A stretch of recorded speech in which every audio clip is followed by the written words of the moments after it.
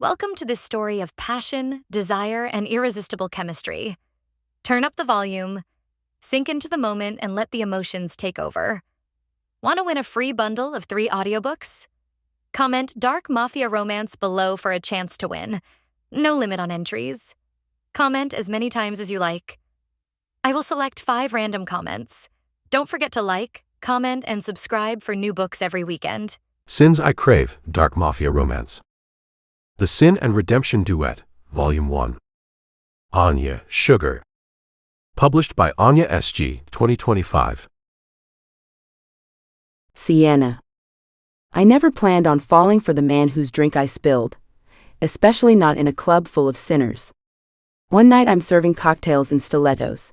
The next I'm fired and offered a job that pays more than my dreams ever could. $10,000 a month to work for him, Lucien Diaz. He's power wrapped in perfection. Dangerous, dominant, and devastatingly gorgeous. The kind of man who looks at you once and ruins every other man after him. But beneath his calm lies something dark. Something that watches me too closely, as if he already knows my secrets. Lucien. I wasn't supposed to want her. I only needed Sienna Vale to get close, to finish what started 8 years ago, the day my wife died. She was in that car. She's a problem I should have destroyed. But when she walks into my office with those eyes and that mouth that tempts sin, revenge becomes obsession. Now she's mine, my employee, my weakness, my distraction from every line I swore I'd never cross again. And when the truth comes out, she'll either break, or I will. This is Book 1, in the Sin and Redemption Duet. Reading order. Book 1, Sins I Crave. Book 2, Sins I Confess. A dark, slow-burn, spicy mafia romance of lust, lies, and dangerous love. When vengeance meets desire, someone's heart won't survive. Prologue. There's a certain kind of silence that only exists after midnight. It's heavy like smoke curling through your lungs, soft, slow, and a little toxic. I've learned to live inside it, to move through it as if it belongs to me. Maybe it does. The quiet hours are where I feel most alive, where I stop pretending I'm someone worth saving. Sometimes I catch my reflection in the mirror behind the bar and don't recognize her. The woman with the red lipstick, the too short dress, the smile that doesn't quite reach her eyes, she looks confident. She looks like she knows exactly what she's doing. But I know better. She's a lie I tell the world to survive. Because survival is all it ever is. I've made peace with the idea that good things don't last, that love isn't for people like me. I've seen what it does, how quickly it turns into a weapon. So I stopped believing in forever. I stopped believing in safety. All I want is enough to get by. Enough to keep the lights on, to breathe, to wake up tomorrow and not feel like I'm falling apart. But some nights, when the world slows down and the music fades, I feel something else. A pull. Like the universe is holding its breath, waiting for me to step into something I can't yet name. That's when I see him. He doesn't belong here, too polished, too composed, too powerful. The kind of man who could make chaos look elegant. His eyes find me the way danger finds a match, deliberate, hungry, inevitable. I shouldn't look back. I shouldn't want to. But there's something about the way he watches me, something that makes the air around me tighten until I forget how to breathe. It's not attraction. It's gravity. And I hate that I can feel it. Men like him come wrapped in promises that burn, in words that taste like sin. They don't love, they consume. They take the parts of you you're too scared to protect, and make you thank them for it. I know this, every woman in this city knows this, and yet I still can't look away. Maybe that's what scares me most. Not that he'll break me. That I'll let him. Because there's a part of me that wants to see what happens when someone like him looks too long. What it feels like to be seen, really seen, even if it's only for a heartbeat before he ruins it. I've been called a lot of things, beautiful, reckless, complicated. No one's ever called me dangerous. Maybe that's why I'm drawn to danger itself, like it's the only language I was ever meant to speak. People talk about fate as if it's this gentle thing, like it whispers your name and waits for you to follow. That's not how it works. Fate drags you by the throat. It makes you choose between who you were and who you could be, and it never apologizes for the blood it leaves behind. And I can feel it now. That pull. That shift. It's in the way the lights flicker across his watch as he lifts his glass. It's in the way his lips curve, like he already knows a secret about me I haven't told anyone. It's in the low hum beneath my skin that tells me nothing will ever be the same after tonight. I pretend not to notice him watching me. I pretend my hands aren't shaking when I pour his drink. I pretend I'm still in control, but the truth is, I lost that the second our eyes met. He smiles when I hand him the glass. A slow, knowing smile that promises nothing and everything all at once. And when our fingers brush, just barely, I swear I feel it. A spark.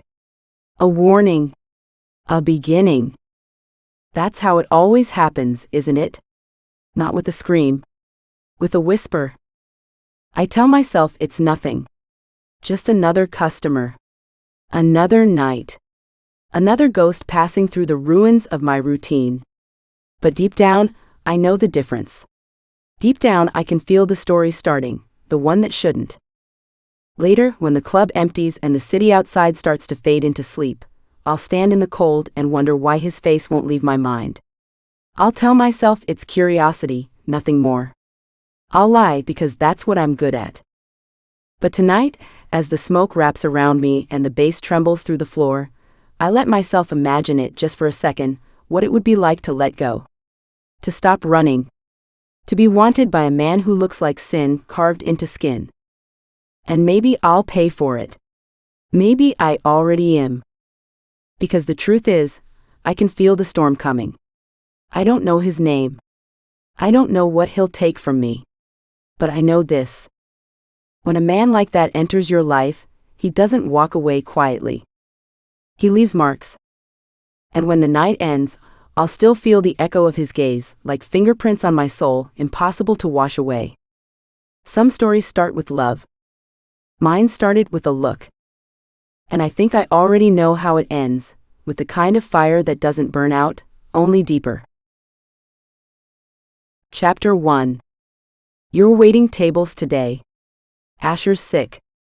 My manager tells me, as I step into the club. When is Asher not sick? If you say so, I reply. I'm supposed to be a stripper, but he always sticks me with serving shifts when someone calls in. I roll my eyes and head into the dressing room. Some days, I wish I could quit this shitty job. But I can't. I need every dollar I can get. The only downside is the creepy-ass men and my pain-in-the-ass manager. Finally, bitch. I turn and see my best friend of 10 years, Talia Haven, the only thing keeping me sane in this place. He put me on Asher's job again. I swear he hates me. I walk to the spare closet, grab a server's uniform, and start changing. I'd hit though, she says, smirking. That's disgusting, Talia. He's like 50. I always say it, the older the better. She shrugs, rubbing lotion on her legs. You two are disgusting. Nash cuts in as he walks out of the room. Talia flips him the finger before the door closes. I gotta go before he starts breathing down my neck. How do I look? I turn to her, grab a pen and a notepad for orders. Yummy as always. Good.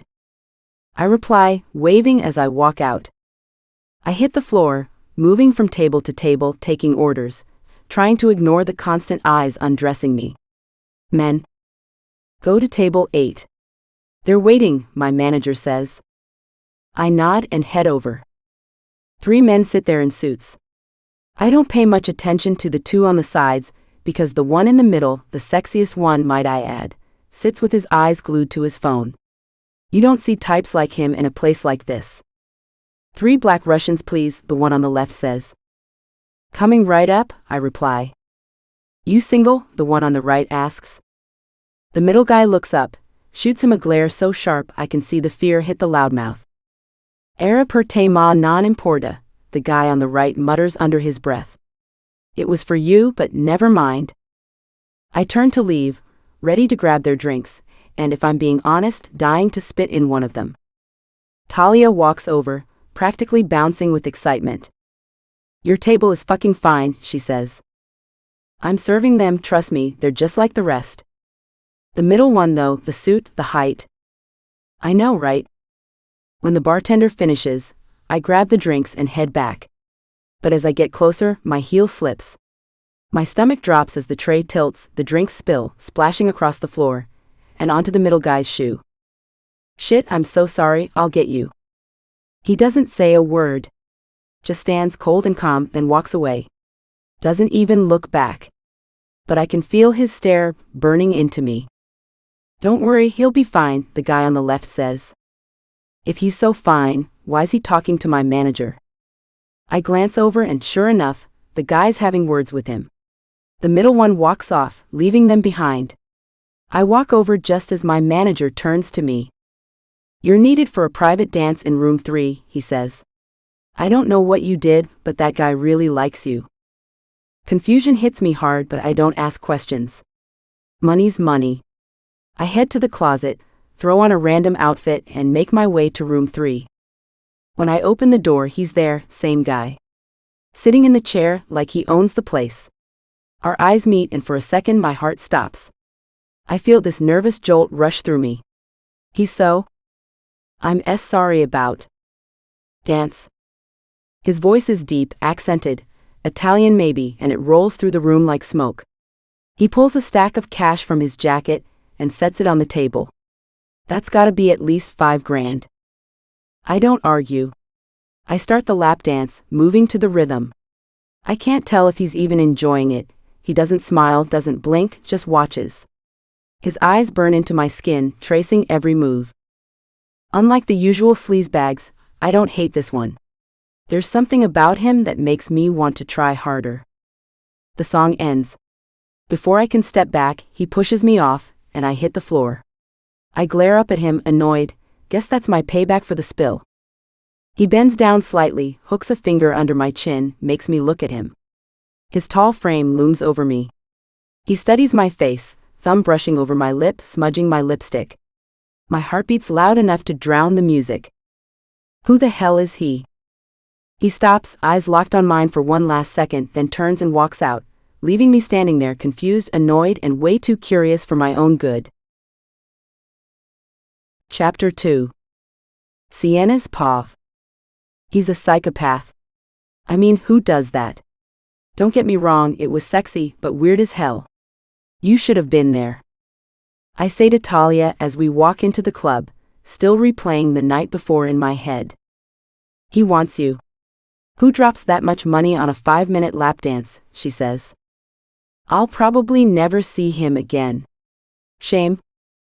Just as we're about to hit the dressing room, my manager calls my name.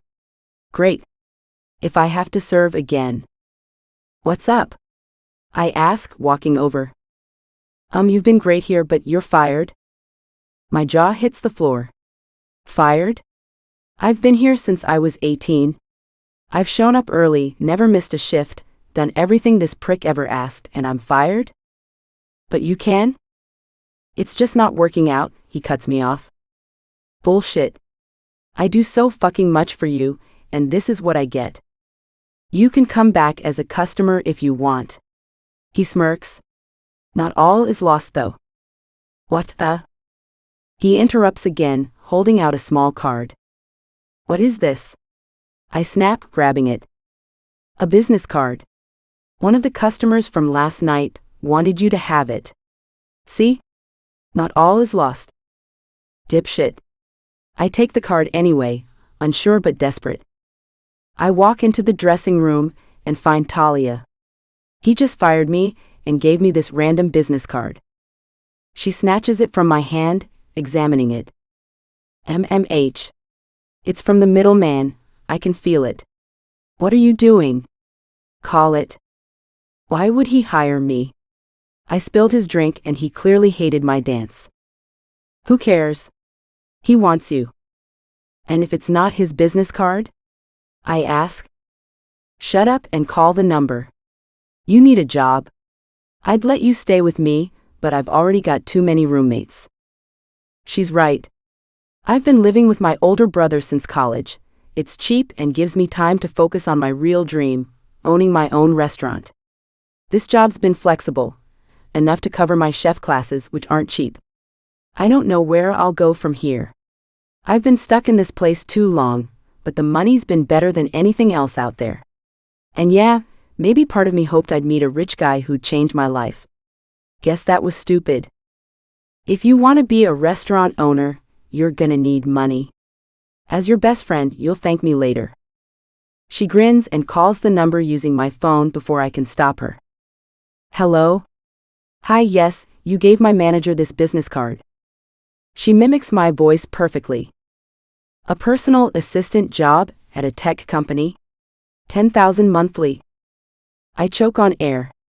10 grand a month. That's 120 grand a year. I snatch the phone from her.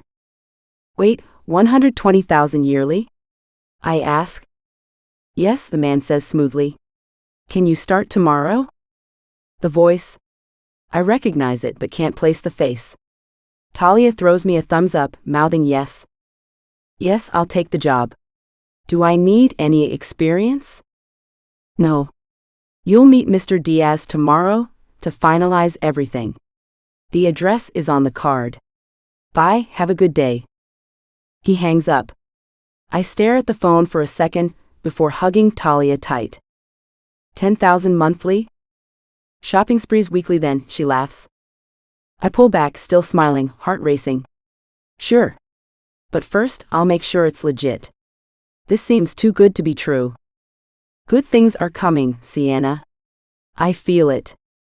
You deserve this more than anyone I've ever met. Stop being sentimental and go shake your ass for random men, I tease, smacking her lightly. Lucien's pav. She said yes. Roman, my underboss, sets the phone down. What exactly is your plan here? He asks. 8 years ago. Irina was killed in that car crash, I remind him, gripping the picture in my hand. Her face still burns in my memory. She was in the car that hit her. There were 2 people in that car. Yes. Sienna and her brother Adrian Vale, I say, voice low. Finish her file. I want it on my desk by tomorrow. Roman smirks. Aren't you glad I made you go out yesterday? All I remember is your comments about her ass, I shoot back, my tone sharp. Don't ever talk about her body again. He raises a brow. You care about her or something? And where'd you disappear to, after she spilled the drink anyway? I don't care about her, I say evenly. I needed to know if it was her. So I booked a private room. Roman whistles. Damn, you got some ass egg. He stops mid-sentence when I glare at him. Never mind. I'll be on my way. Chapter 3.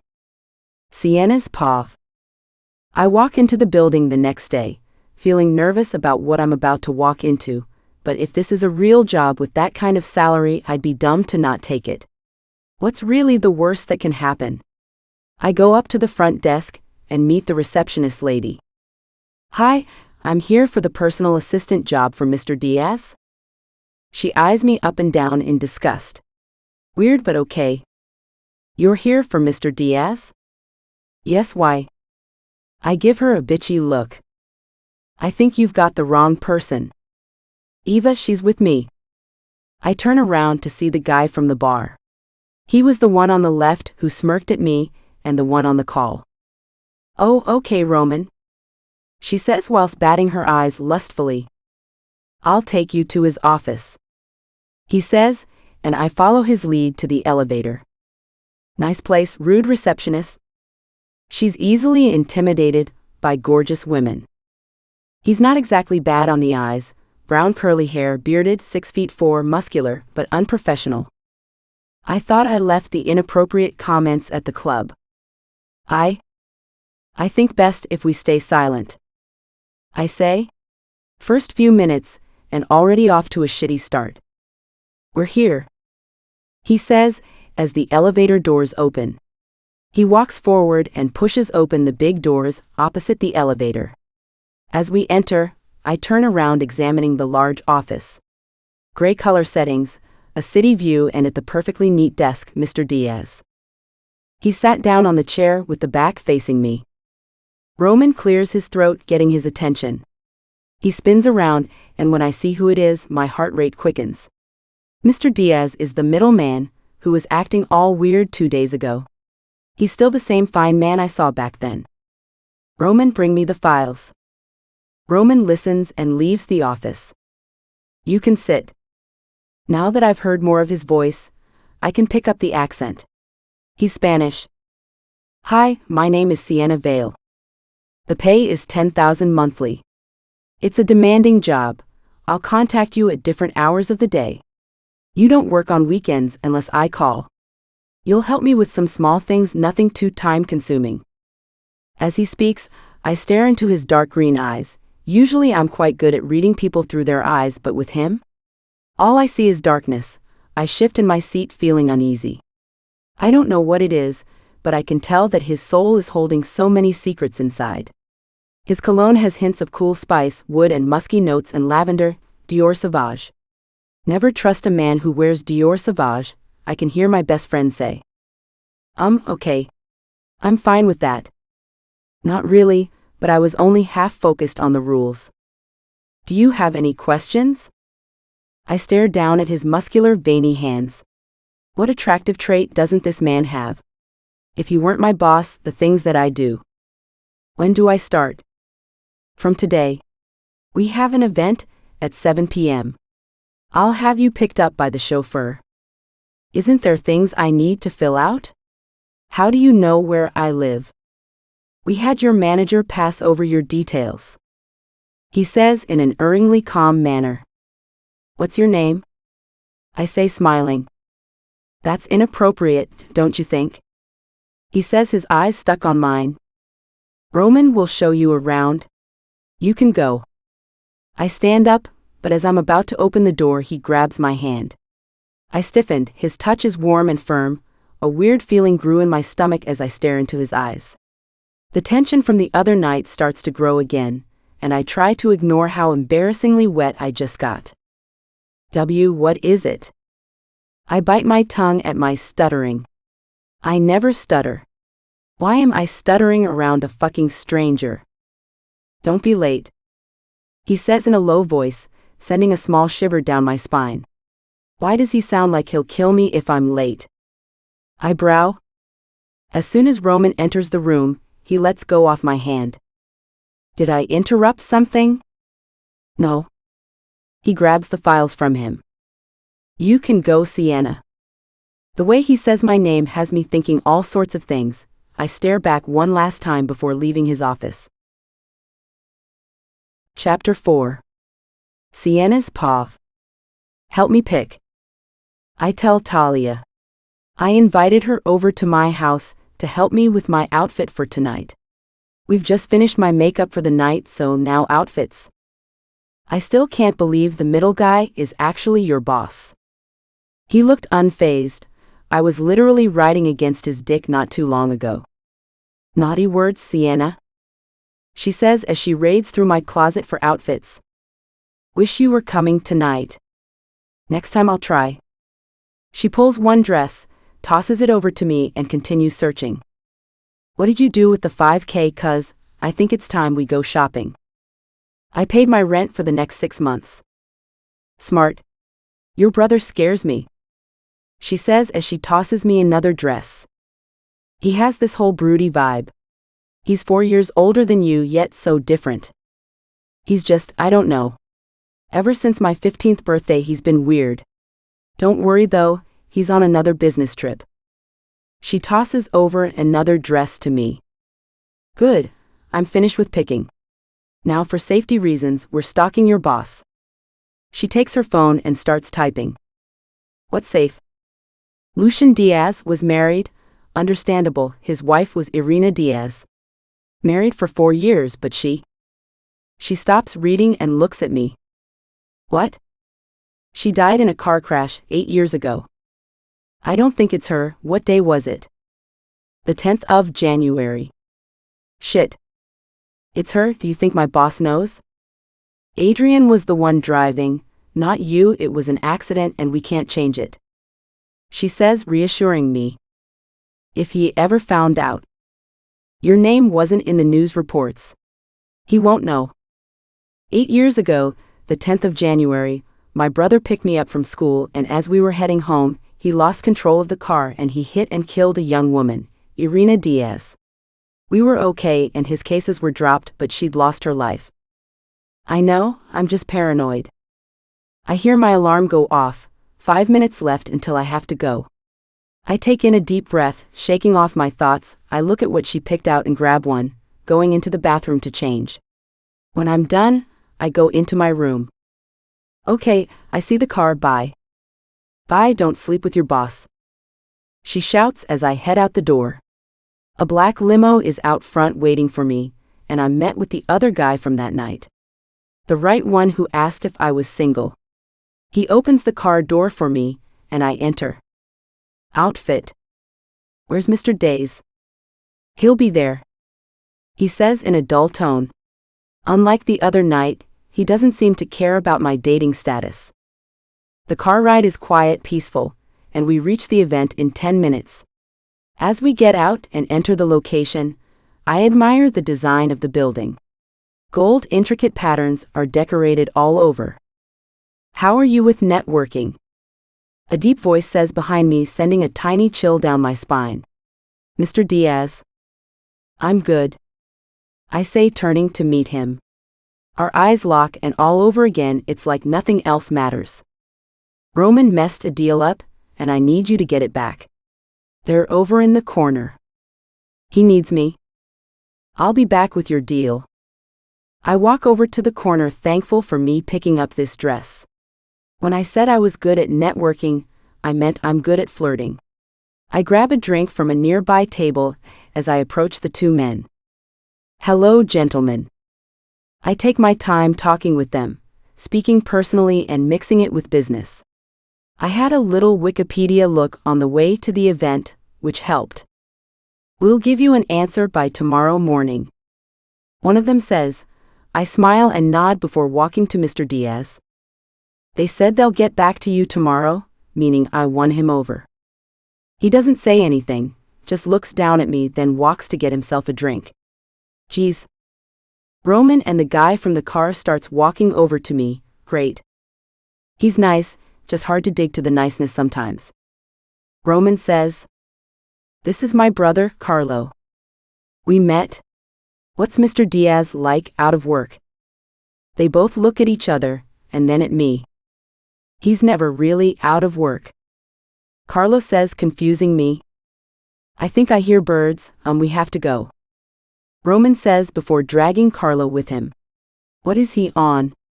I turn around to see where they're going, but they've already disappeared off into the crowd. Chapter 5.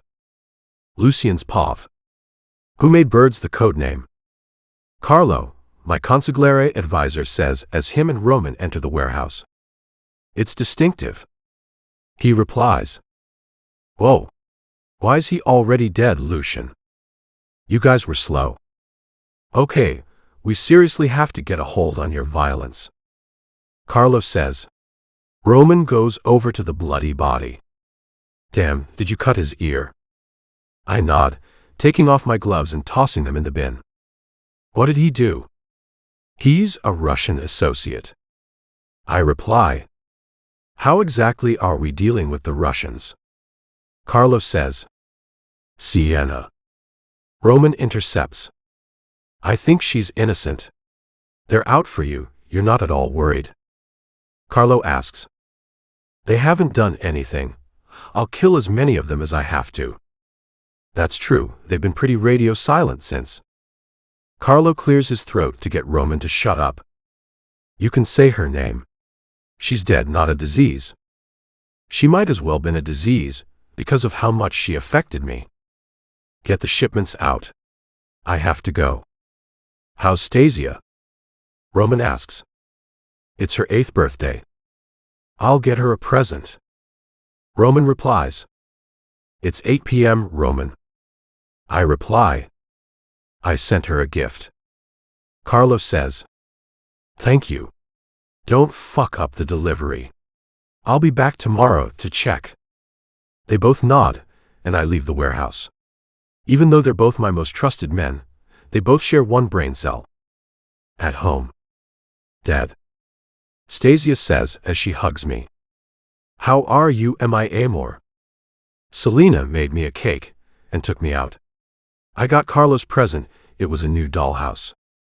Do you like your new room? I pick her up and take her to the living room. She nods. Is that my present? I nod and hand it over to her. Gracias. She opens it excitedly. I know that you've been wanting one. The bracelet makers cost so much. You deserve the best of everything, my amor. She gives me another hug. Thank you. She pulls away and opens the box. I'll take the weekend off. We can spend some time together. Okay, you should get some rest. It's really late. She tells me. You too, but I'll let you stay up for a bit today. I stand up and head up the stairs. Before I enter my room, I see Selena by her door. You should have taken the day off. I know, I had to sort some things out. I know that her death was a lot.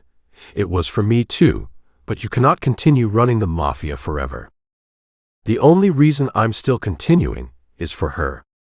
I can't live knowing that they did that to her. If you won't listen to me on anything else, listen to me on this. Don't hurt innocent people who had nothing to do with her murder. I saw your files. I don't kill women. I'm tired, so I'll head to my room. Good night.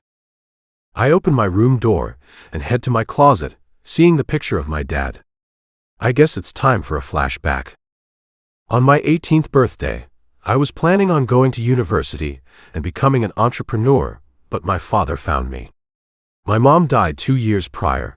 She was an alcoholic, and I'd been raising myself ever since because my dad left my mom after her pregnancy. When he found me, he explained everything. He was terminally ill, and the reason why he abandoned our family was because he didn't want to endanger us. He was the head of the Italian Mafia, and I didn't believe him at first, but he'd given me proof. Since he was about to die, he wanted me to succeed him. He wouldn't leave me alone, and continued chasing me down until I agreed. I knew I wasn't ready for it, but he'd have his people watching me to make sure I live up to his legacy. He'd forced me into an arranged marriage with the daughter of the Russian Mafia to try and solve the ongoing war, but that failed miserably. We'd fallen in love unexpectedly, and she'd left the Russian Mafia, making her father upset. She wanted to have a child someday, and didn't want them affected by the Mafia lifestyle. We had a baby later on, Stasia. Less than a week into her birth, her dad planned Irina's death. I knew her dad was abusive to her, but I never thought he'd kill his own daughter. Ever since then, I'd changed. Into everything I knew she didn't want for me. Into everything she'd feared, hoping one day I'd find the people who did this to her. Chapter 6. Sienna's Paw. It was the next day after that weird first day at my job. Lucien texted that he'll pick me up around 12:30, so as I wait, I'm making my lunch. I hear a knock at the door, and I go open it. Oh hell no. I try to shut the door, but his foot blocks it. Ray, leave me alone, I say. Baby, please. He opens the door wider. He pouts his lips in an attempt to make me feel sorry for him. How did I date him for a year? You don't get to call me baby when you stuck your dick in another girl. Leave me alone already.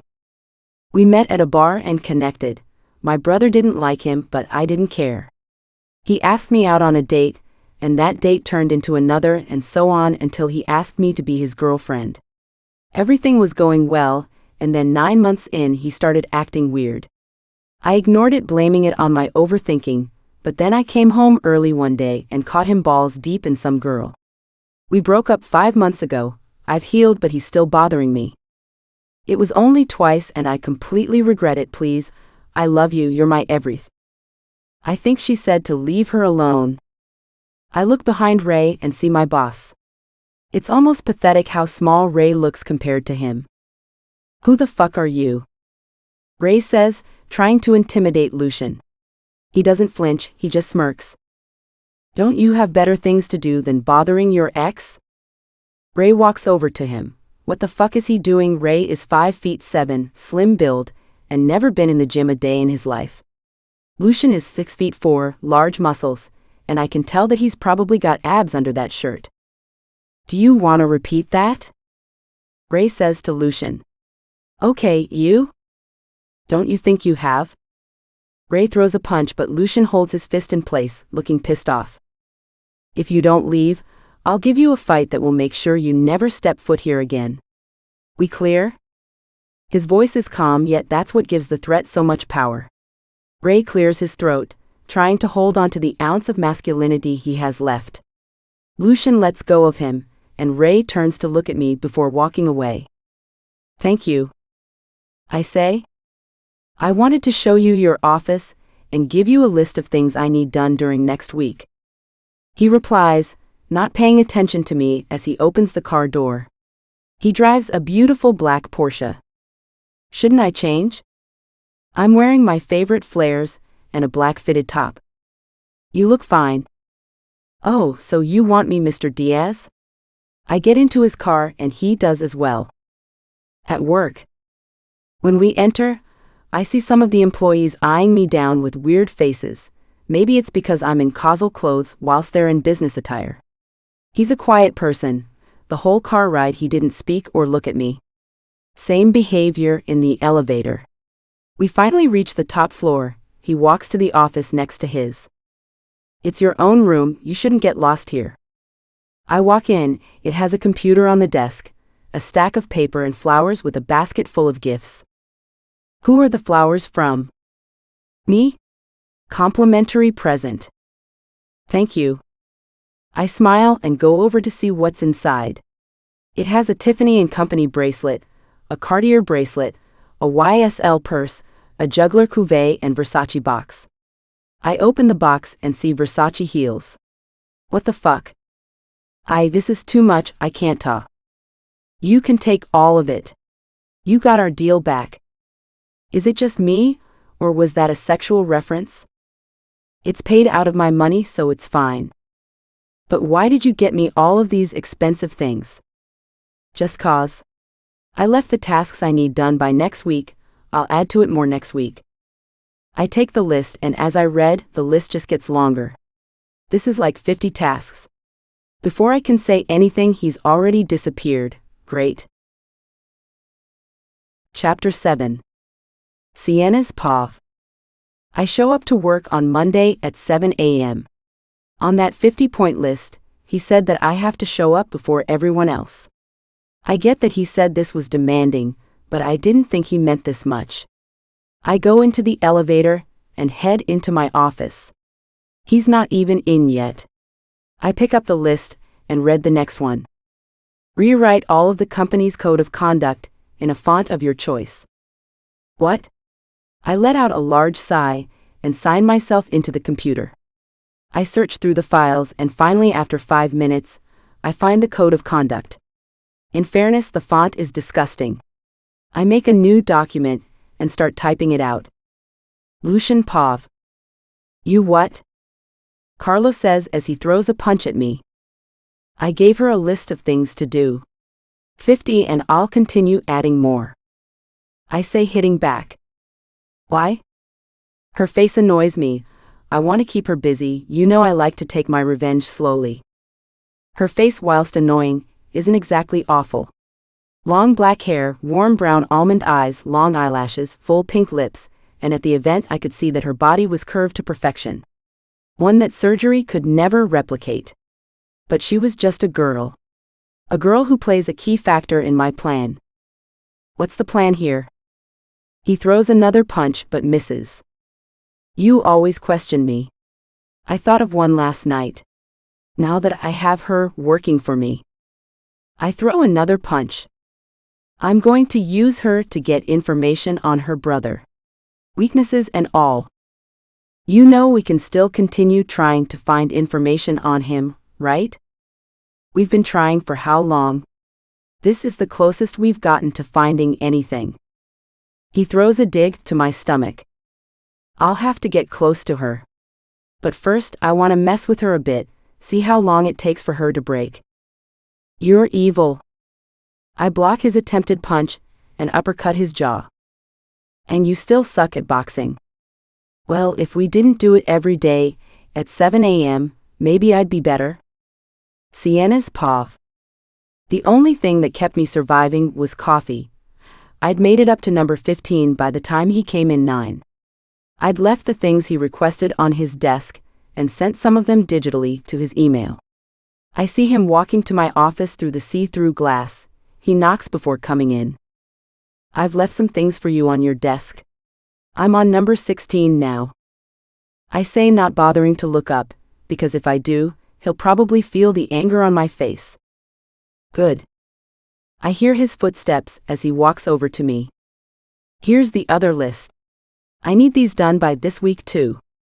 My frustration grows, but I can't even argue. For the salary I'm getting, I guess it's only fair, right? Plus, I can't have anything mess this job up for me. I have to save up. Anything else? I say as pleasantly as I can. I force a smile as I stare at him. To my surprise, he just smirks. Does he find this amusing? Seriously? Lucien's paw. Her eyes were full of defiance, fire, anger. I could tell before I even walked in, but she didn't complain, at least not yet. I smirk a little, knowing that I'd irritated her, but also knowing how naive she was to take this job so easily. No, nothing else. Chapter 8. Sienna's paw. The next day goes by just the same as yesterday, and to say that I'm exhausted is an understatement. His tasks are pointless and so minuscule, and I can't do anything about it. I'd made it to the 25th task before my shift was over. Thankfully, my shift ends when his ends, and today he left at 5. I order myself an Uber and get it to drop me off at the club. I need a serious break. When I get there, I see my best friend talking to the bartender. She puts a piece of her curls behind her ears, laughing at what he said. Talia always knew how to light up a room and people around her. Not only that, but she had the biggest heart out of anyone I'd ever met.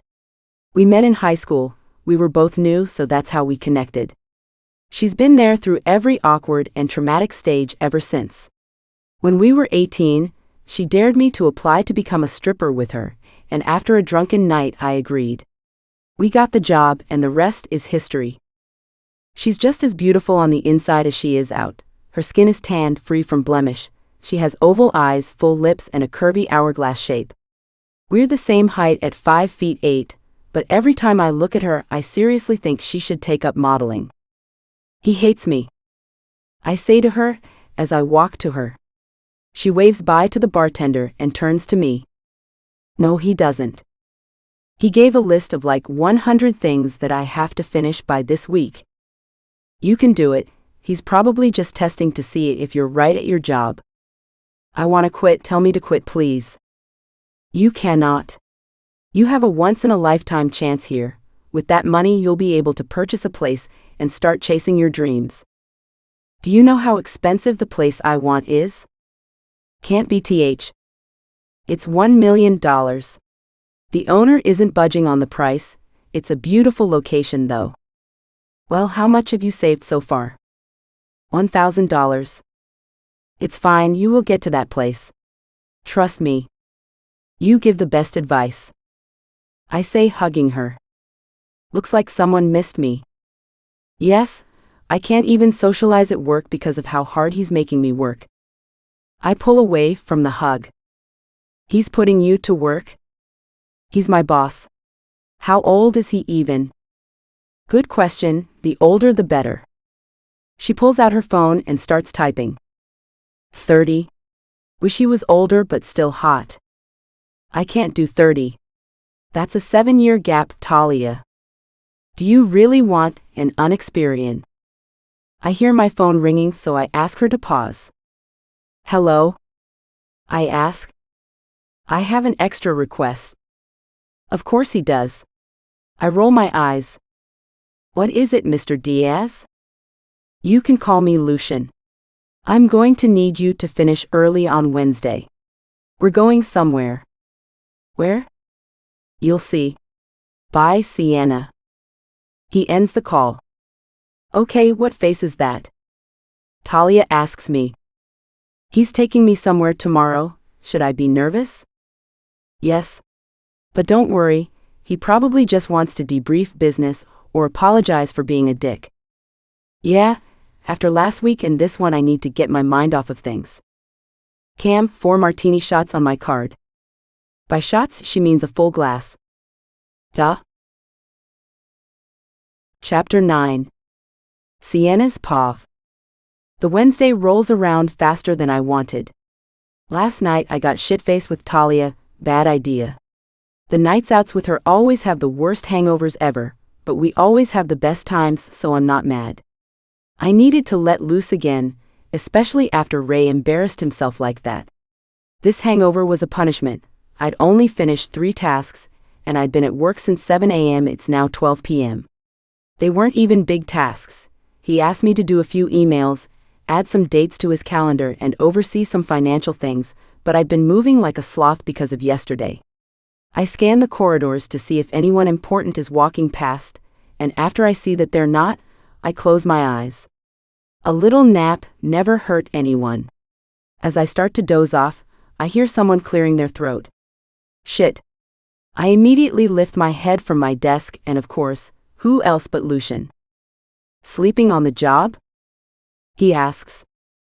No, I was just what, Sienna? Hungover? Get up, we're going. Where? I said you were leaving early today. Oh, right. I completely forgot. I sign out of my computer, grab my bag, and leave the building with him. When we get outside, he opens his car door. I spot that it's different from the other night. A Bugatti? I like to change cars sometimes. After a few minutes of driving, he pulls over to a small cafe. When he gets out, he opens my car door for me. Since you'll be working with me for a while, I thought you should get to know me a bit. He explains as we step inside.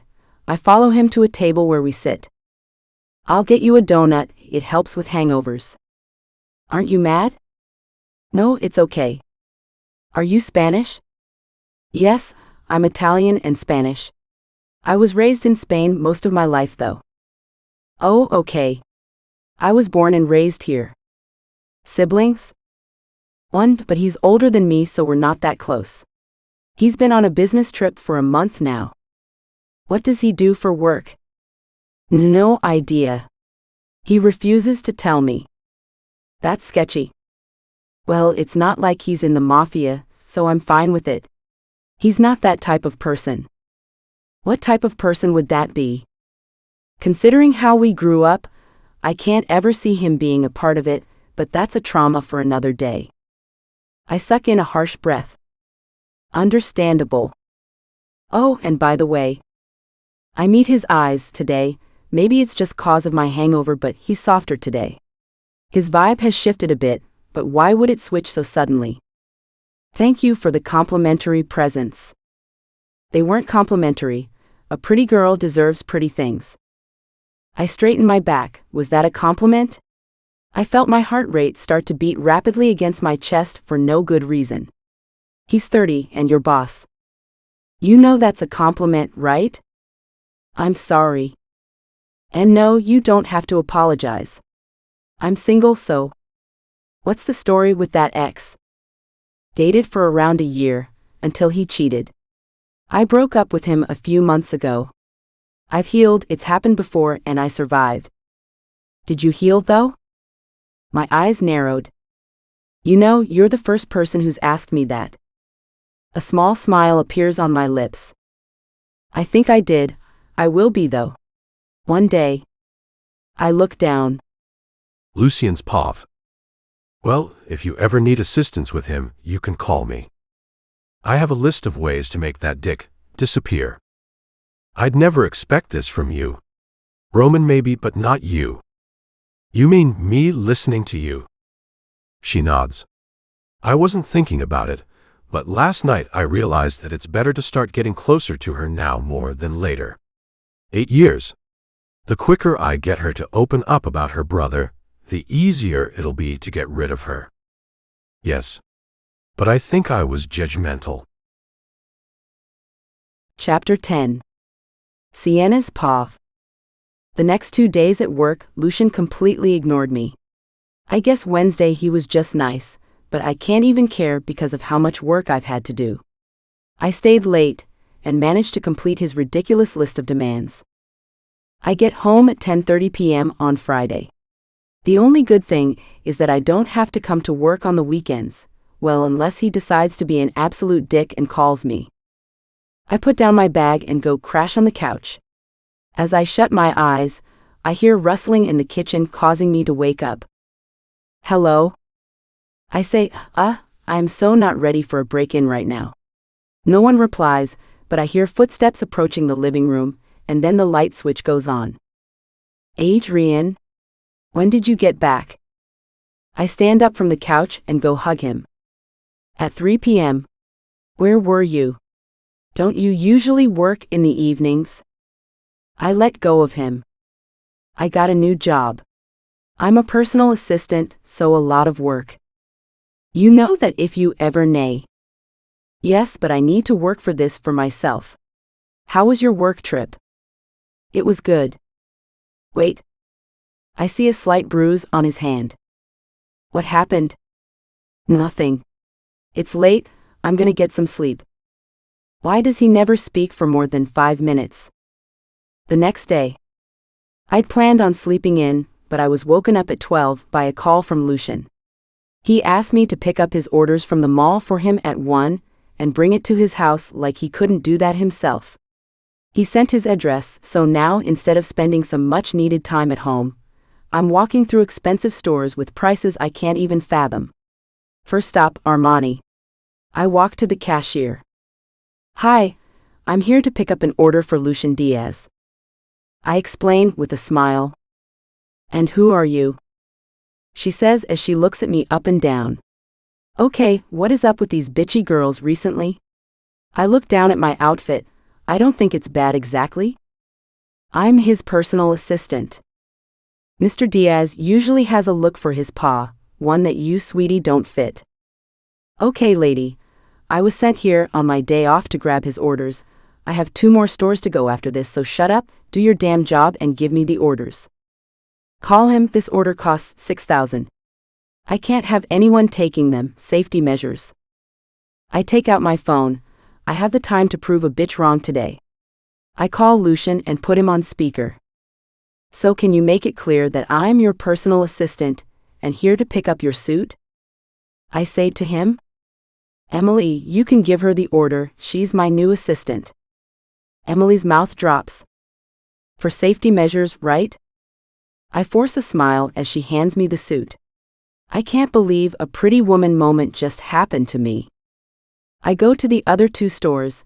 The workers there are more reserved than Emily, but I can feel their rudeness. After, I get an Uber to his house. Damn, his house is large, with a modern design and a beautiful display of nature around it. I walk up and press the doorbell. A lady who looks to be in her 50s opens the door for me. I'm guessing she's the housemaid, because she has the outfit on. Hello, I'm here for Mr. Diaz. I say. I told you, you can call me Lucien.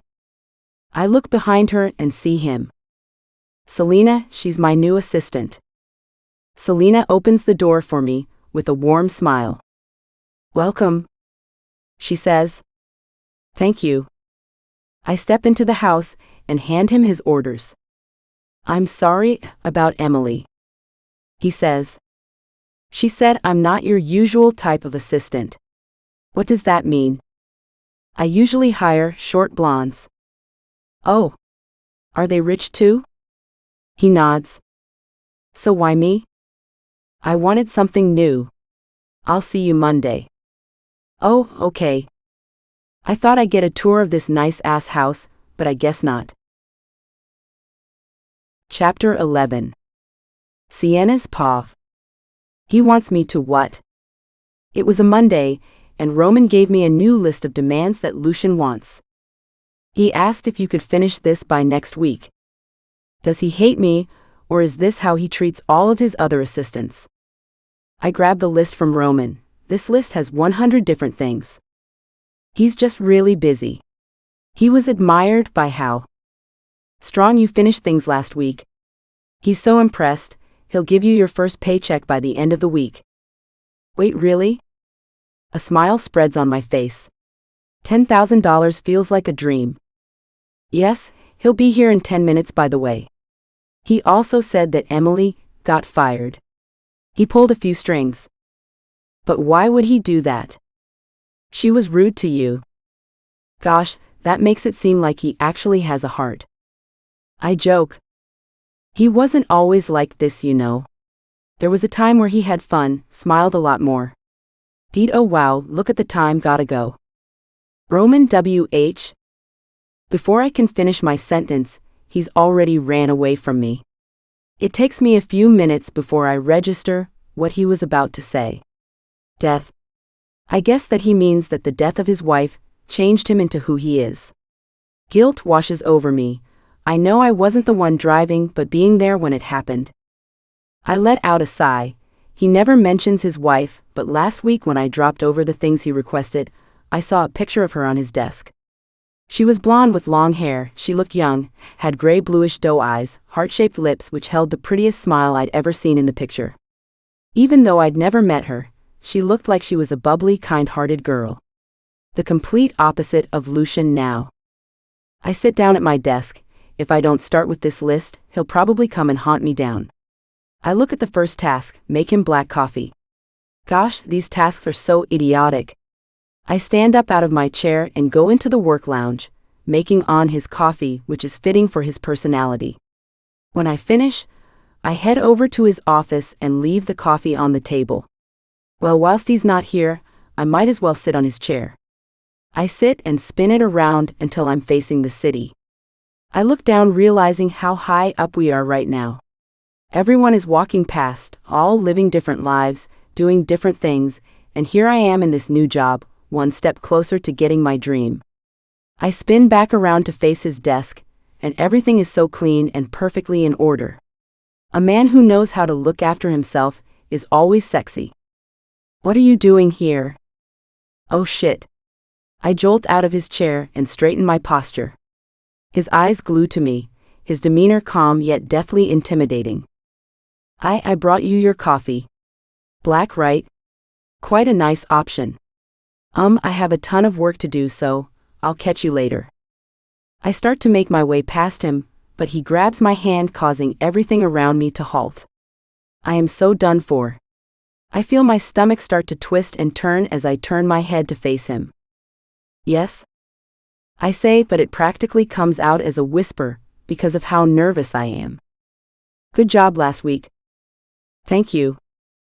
A wave of relief rushes over me. Oh, and next time, don't get caught in my office. He lets go of my hand, and all I do is nod, too flustered to speak. He examines my body with his eyes before speaking again. You can go. Chapter 12. Sienna's paw. Over the next 2 weeks, I'm practically a zombie.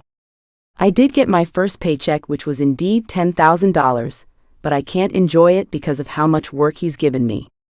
On the weekends, he keeps calling me and asking me to go out and complete different errands for him. One thing that I'm not, though, is a quitter, because I can swear that I've seen him smirking as he passes by my office more than once. It was Saturday at 11 p.m., and after all the work I've done, I asked Talia to go out with me. I need a night out with her to forget everything. When I arrive at the club, it's lively. I breathe in the smell of alcohol, which, after losing my job, I've actually kind of started to miss. I find Talia sitting at the bar talking to Cam, the bartender. When she sees me, she brings over a drink and gives it to me. First shot already? I say as I take it. Can you give my bag to Cam? She takes my bag and passes it to him. There'll be more, she says, and gives the empty shot glass to the bartender. I fucked someone last night, she says casually as she takes my hand, walking me to the dance floor. Lucky. I haven't for like 7 months. Shut up. Seriously? I nod as we start to move our bodies to the music. Seriously? I want to, but I guess I'm just waiting for the right guy. A pair of hands wrap lightly around my waist. I turn to see that it's a stranger, a hot one though. I smirk at him. Can I get you a drink? He says, smiling. He's blonde, not usually my type, but he seems sweet. Take care of her, Talia says as she dances herself away from us. Sure. I follow him to the bar, and he orders us 2 martinis. I'm Sienna. Ivan, what's a pretty girl like you doing here by yourself? I've been focusing on myself recently. When the drinks come, his phone slips out of his pocket and I pick it up for him. Thanks, here's your drink. Thank you. Over the next few minutes we talk, and me and him have some of the most niche things in common. It's weird. Well, maybe it's because of the alcohol or the absence of a man, but I don't know, this feels right. When we finish our drinks, he takes me to the dance floor and I start dancing with him. His hands roam through my body, slowly creeping up my thighs, but even though I only had 1 drink, I start feeling weird. Like out of it weird, which doesn't usually happen until a few drinks in. The music starts to blur out around us, and my eyes scan the room for Talia, but I can't see her. Hey, do you feel weird too? He doesn't reply, he just cups my ass. Can you stop, please? I slur out, his hand moves from my ass to under my skirt. Get the fuck off. I move myself away, but my legs feel wobbly. Did he drug me? Shit, just my luck. He grabs a strong hold onto my hand and starts to drag me away from the dance floor. I try to escape his grip but fail. I look behind, still no sight of Talia, and I don't have my phone, so she can't even know what's about to happen. The cool breeze hits my body, but I still don't feel awake. I'll let go, Ivan, I say, feeling my thoughts start to trace off. All of a sudden I see a tall figure approach us. Shit. As they get closer though, I see that it's Lucien. He punches Ivan so effectively that blood spurts from his nose and one of his teeth falls out. Ivan's hold on me loosens and I free my hand. What the fuck? He drugged you, didn't he? I nod. How can you even tell? I say, slurring through my words. Not important, you're coming with me. I'd love to come with you. Shit, why did I say that out loud? He doesn't reply, he just opens his door for me and I enter, not sure where he's even taking me. Chapter 13. Sienna's paw. Where are we? I say as I open my eyes. He opens his car door and picks me up in his arms, bridal style, to the door. My house? You can't go home like this. I'm fine. You're slurring, you blacked out in the car twice. I'm gonna sober you up. He brings me to his kitchen and sits me down on the counter. Why are you being nice to me again? Sometimes you act cold, like you don't even care, and then sometimes you turn all sweet again. He brings me a water and a few pills. After tonight, shouldn't I not take things from strangers? Do you want me to leave you like this? It gets the drug he gave you out of your system. I listen to him and take the pills. How do you know this? Long story. I stare around his kitchen, as perfectly clean as his office is. Plates that look more expensive than anything I could ever buy, a fancy-looking fridge, and even a TV. Can we watch? I say, pointing to the TV. He nods, turning on the TV. The first thing that comes up is Beauty and the Beast, aka the best Disney princess movie ever. He gets the remote to try and change it, but I stop him. You wanna watch? I nod. Best Disney princess movie ever. The Beast is attractive in a tortured I can fix him way. I smile at him. Like, yo, never mind. I bite down on my lip. Drunk me always says everything I think. Finish your sentence, princess.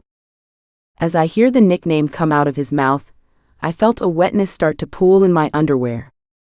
Nicknames? I say, trying not to sound flustered. Gosh, his voice makes everything he says sound so sexy. The pills he gave me work fast. I don't feel the intense effects of the drugs as much as I did before, but I'm still drunk. Seems fitting for you. He says. I look down and grab his hand. Let me help. You, Don. I will. I get off the counter and take his hand to the bathroom. Well, I had to guess where it was. The first aid kit's there. He points to where it is, and I pick it up and start to clean his wound. You hit him well. I say, smiling. It's sexy. Lucien's pav. Roman had forced me to go to the club again today, but I left early. When I was getting in my car, I saw Sienna. I don't know why, but I stayed. Just in case. 30 minutes later, I saw her being dragged out of the club by Ivan, one of the Russian lapdogs. I don't know why he was there, but Sienna looked drugged. I knew, because I sometimes drug men to make it easier to take them away, and I had the cure for it in case it happened to me. Fast forward to now. She was sat on my kitchen counter, in next to nothing, speaking her drunk thoughts. I could see her nipples, hard, staring right at me the whole night, causing my cock to pulse so hard it started to ache. I hadn't had sex for 8 long years, so I've gotten good at ignoring hard-ons, but fuck, when I called her princess, I could see the way her cheeks flustered. She was wet.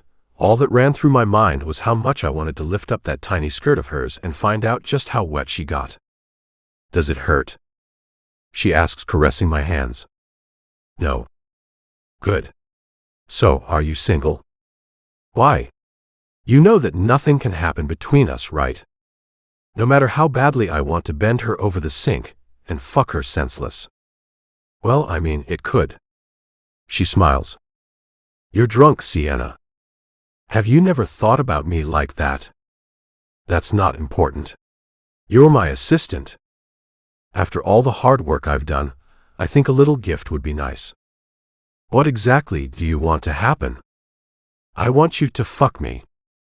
I wrap my hands around the back of her neck as she stares at me with defiant eyes.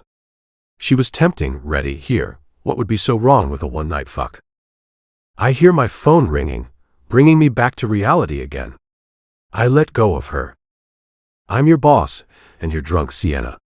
It's not right. Chapter 14. Lucien's pav. I'd managed to get Sienna to bed. She rambled on about how horny she was to me, and when I'd laid her down, I was contemplating whether or not I should take back what I said. I laid her down in the guest room, admiring her body. Splayed out, begging to be touched, my cock was so hard that it actually started to hurt, but I had to manage. I'd come to the warehouse to deal with Ivan. I'd called Roman to bring him to the warehouse for me. He called at the perfect time, before I could do anything I could regret. When I arrived, Ivan was tied to a chair and knocked out. Ivan was not only the Russians' lapdog, but he'd also been selling our information to them. He'd covered his tracks well until now. I can't believe you found him. Where did you exactly? Roman says. He drugged Sienna. I slap him hardly to wake him up. And Lucien, we can talk about this. He pleads. Who have you been giving our information to? I ask. I don't work with them. I just get drugs from them. Bullshit. I punch his face again, which almost causes him to fall off his chair. I swear I am not lying, please. Why'd you drug her? Who? The girl from the club. I nod. I look to Roman, who passes me a knife. This time, try not to lie. I slide the sharp end of the knife along his neck, just enough to make him think I'll hurt him. They saw you two together, and they wanted to use her as leverage. She's just my assistant. Okay. I say through gritted teeth. He nods profusely, and I dig the end of the knife into his neck before pushing it completely through his neck, causing him to bleed out. Tell Carlo to get someone to clean that up. Why did you sound so agitated about Sienna just now? He asks. No reason. I have to go. I reply. Did you fuck her or something? I shoot him a glare filled with rage. If it wasn't for him, I might as well have. I don't have sex anymore. I force out. Sienna's paw. I woke up in a different room, alone, not remembering much from last night. I walk into the bathroom, connected to the bedroom, and find a new toothbrush and toothpaste.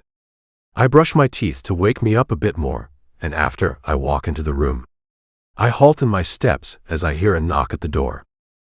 "Come in," I say, and my mouth opens when I see Lucien.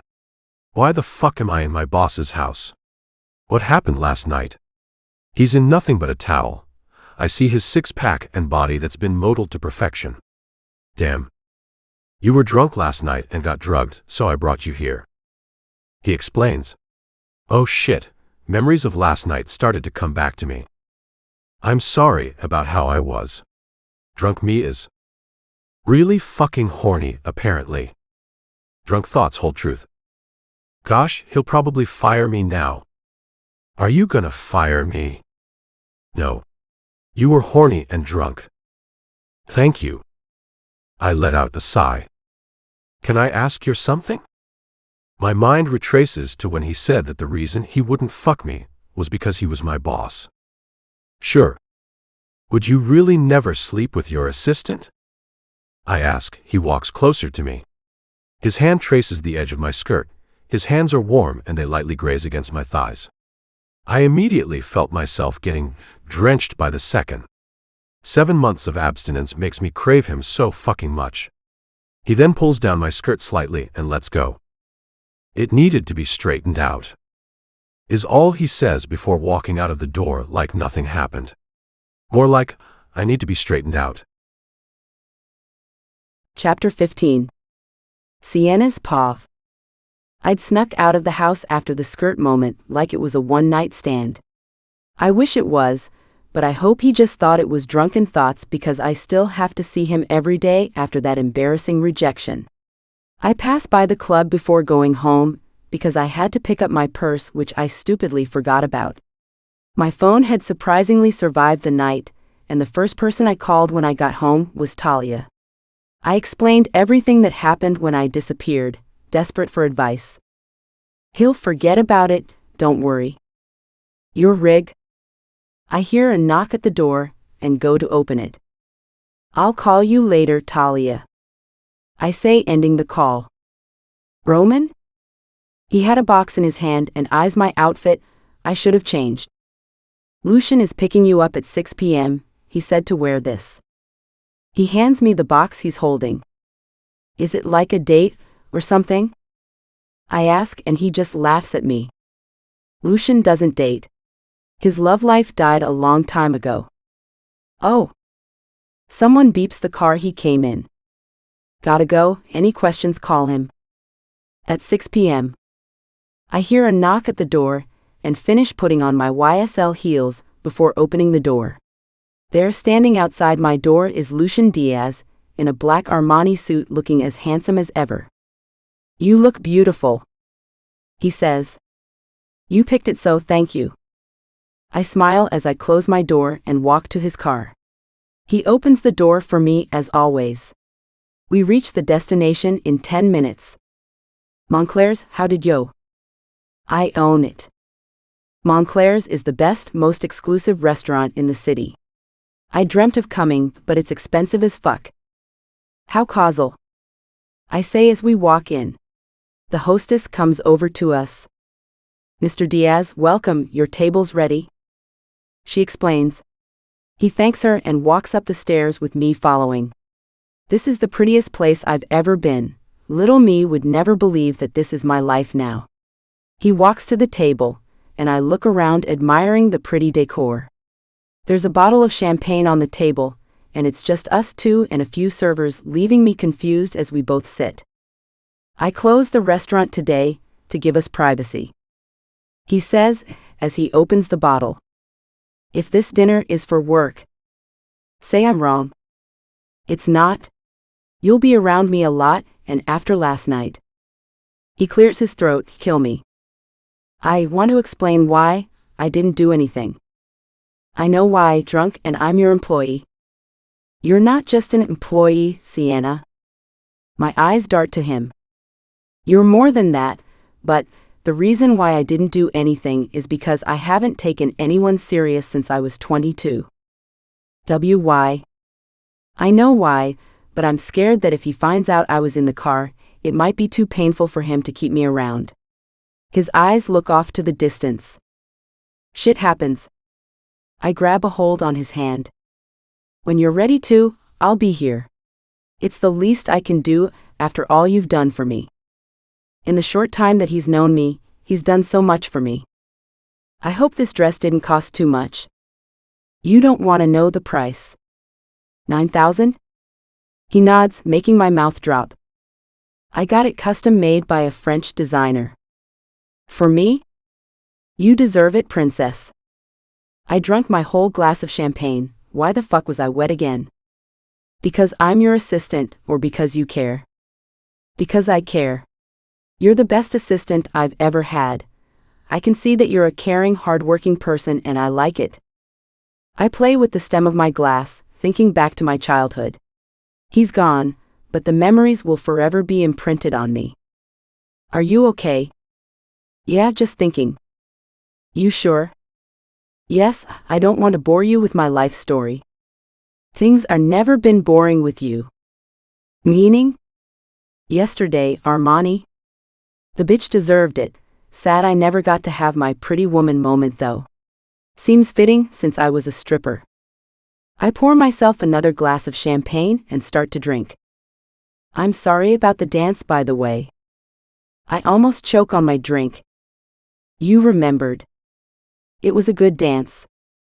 I can give you one right now, but I don't give lap dances if I'm not getting fucked so. He stares at me surprised. Joke. Just a joke. Not. Chapter 16. Sienna's paw. The next few days at work, Lucien has gone back to his other self. Meaning that he's acting like I don't exist. The only good thing is he's not giving me those lists anymore. I just do basic tasks like answering emails and other administrative things. Every time I try to have a normal conversation with him, he tells me that we can talk later. I'm not even expecting anything anymore. I just wish he'd stop acting like he cares about me, then disregarding me like I'm nothing, which is why I called in sick Thursday. I never call in sick, but I can't stand to be in that workplace anymore. The only people who treat me normally is Roman and Carlo. I've tried to speak to other girls, but when they hear that I work for Lucien, they shoot me a nasty glare. I don't know why, but it's fine, I'll survive. The job isn't even forever. I wake up and get ready for the day. I'm going to surprise visit Talia soon, so I wear a denim skirt and black top. Thankfully, I don't need to pay for Uber today, since she's 10 minutes away by walk. I check my brother's room to see if he can make me some food, but he's gone. When is he ever home? I go downstairs and grab myself a bite to eat.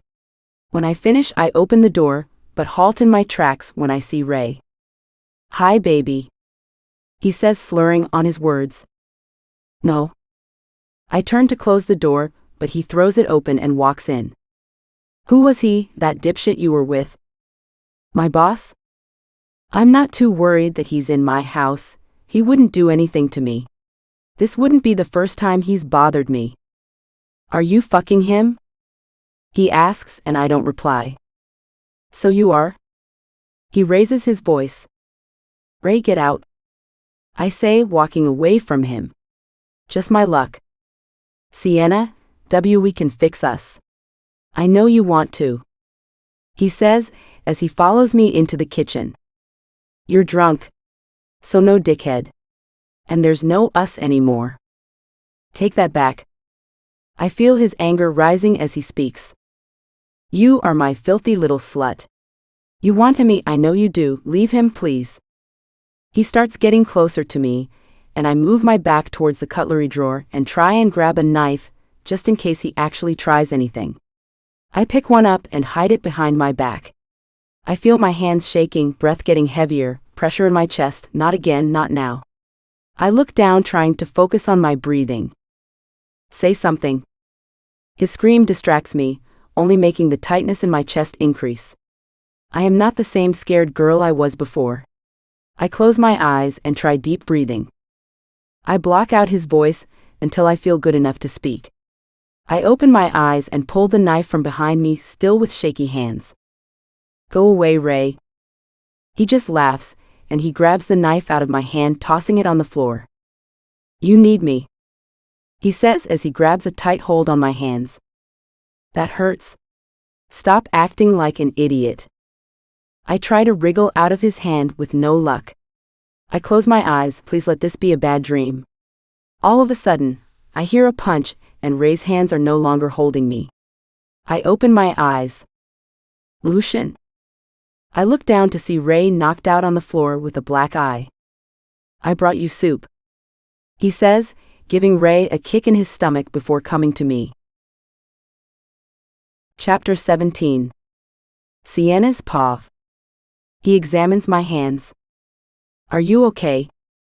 He asks, and I remove my hands from his. Go away, please. There was a reason why I skipped today, to not deal with being completely ignored. What? I walk to the entrance of my house, and he follows me. This is a door. Use it to leave and take Ray out of here. I reply. What's wrong? You didn't need to hit him like that. You could have seriously hurt him. That's not even why I'm upset. You don't care about me as much as you try to act like you do, so go. Thank you for fighting my battles, but aside from that, I want nothing to do with you. You think I don't care? I would have walked away from you a long time ago if I didn't care. Whatever. I have to go. Can you wake up that drunk idiot and get him out of my house? You can't go. Can we talk about this? I'm done talking. What happened? Great, Ray. I look behind Lucien and see Ray standing up. If I get him out, can we talk then? I don't reply and walk into the living room, not bothering to care how he gets rid of him. He's gone. I look behind and see Lucien. What's wrong, Sienna? You get me to open up, treat me to nice things, act like you care about my feelings, give me seductive eyes, touch me in ways that are inappropriate even though I'm just your fucking employee. But I don't say that. Hormones. I reply. Don't lie to me. Why? Are you going to hit me? It's not like you had it under control, he says in a whisper. I could have handled it. He was bleeding in my kitchen because of you. You're fucking bipolar. Every time we're alone, you stare at me like you want something. Every time we're alone, you act like you care about my opinions, what I have to say, my life story, but as soon as I see you in work, you disappear off like you hate me. I let out a breath. What's said is said, even if I want to take it back. Lucien Pav. I wanted the truth, so it's fine. I don't hate you, it's just that every time I get close to her, get her alone with me, it takes everything in me to not rip off her clothes, dent her over, and fuck her until she comes for me. Every time I get close to her, my cock aches because of how hard she makes me. No one has ever made me feel this way, not even Irina. I was desperate to replace my hands with anything else, but I don't think fucking her is exactly a part of the plan. At work, I like to be focused. I think you should go, Lucien. I heard what she said, but I stayed still. Do you hate me? Sienna's paw. Yes. That was a lie, but I didn't even care. I just didn't want to see his face anymore. It was a constant reminder of why I don't try with guys anymore. Look me in my eyes and say that, princess. I ignored how wet I just got from that and start walking towards him until there's only a few centimeters between us. Anything to get him to leave.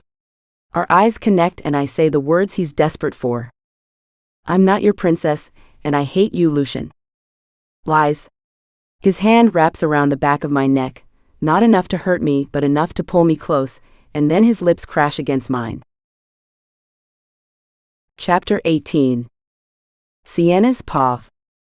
My heart threatens to jump out of my chest as his lips devour mine. The shock dies and turns into realization that my fucking boss is kissing me, like I'm the oxygen he needs to survive. I've kissed a lot of guys in my life, but this one, the fact that I know how wrong it is, the fact that he'd been against this, but now is the one kissing me makes it feel so good. I could feel his desperation for me the longer the kiss went on. I wanted more, I needed more, but his lips pulled away from mine. Fuck. I'm sorry, I didn't mean that. You seemed to enjoy it. I say, looking down at his erection. You know I wouldn't tell anyone, right? He stares at me, eyes practically adoring every curve on my body, but he doesn't reply. I'm going to go to my room, first room upstairs. If you don't want to do this, the front door's open. I walk up the stairs, unsure of what he'll do. When I enter my room, I take off my shoes and remove my panties. I went braless today, so easy access. I sit on my desk chair, staring at myself in my mirror as I count down the seconds. On my 15th count, I see him. I stand and he wastes no more time before our lips devoured each other. His tongue slid against mine, intensifying the wetness between my thighs. I'd never wanted anything as much as this, him touching me, him being inside of me. I'd preferred an emotional connection, usually before a physical, but with him, I didn't care about if I dated him or not.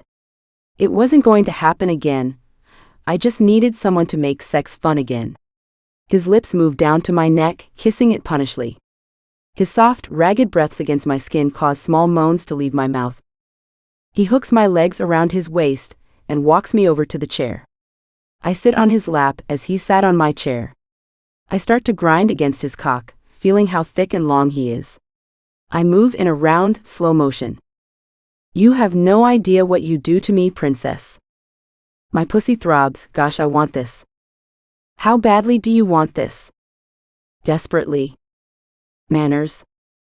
Please, please touch me. I say through a sharp breath. His middle finger dips, entering me. No panties and you're fucking drenched.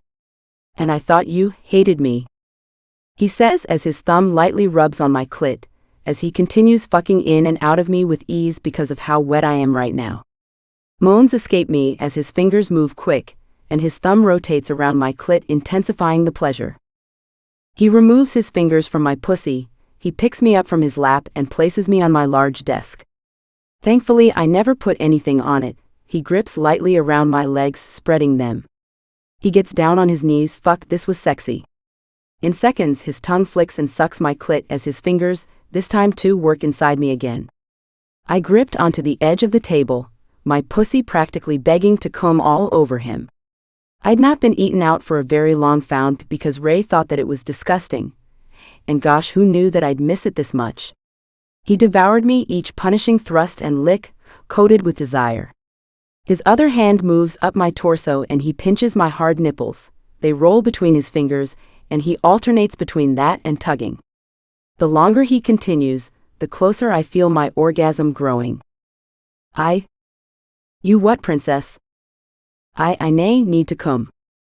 I pulsed around his fingers, feeling him hitting a sensitive spot, and that was it. My back arched, trembles ran through me, a loud cry left my lips, and my body explodes, feeling euphoric as my orgasm crashes through me. He removes his fingers from me and brings them closer to my mouth. Suck. He demands, and I do. Our eyes drink each other in. I want you to fuck me, Lucien. I say as I finish sucking my orgasm from him. Chapter 19. Sienna's paw. Whatever we've done tonight cannot happen again, okay? He says, and I nod. I get off the table, pull out one of my drawers and get a condom, even though he doesn't need one. That's too deep to get into right now. When I turn around, he was already naked. I look down at his cock. It was thick and long, the tip laced with precum. My mouth dried at the sight. I wondered how it tasted.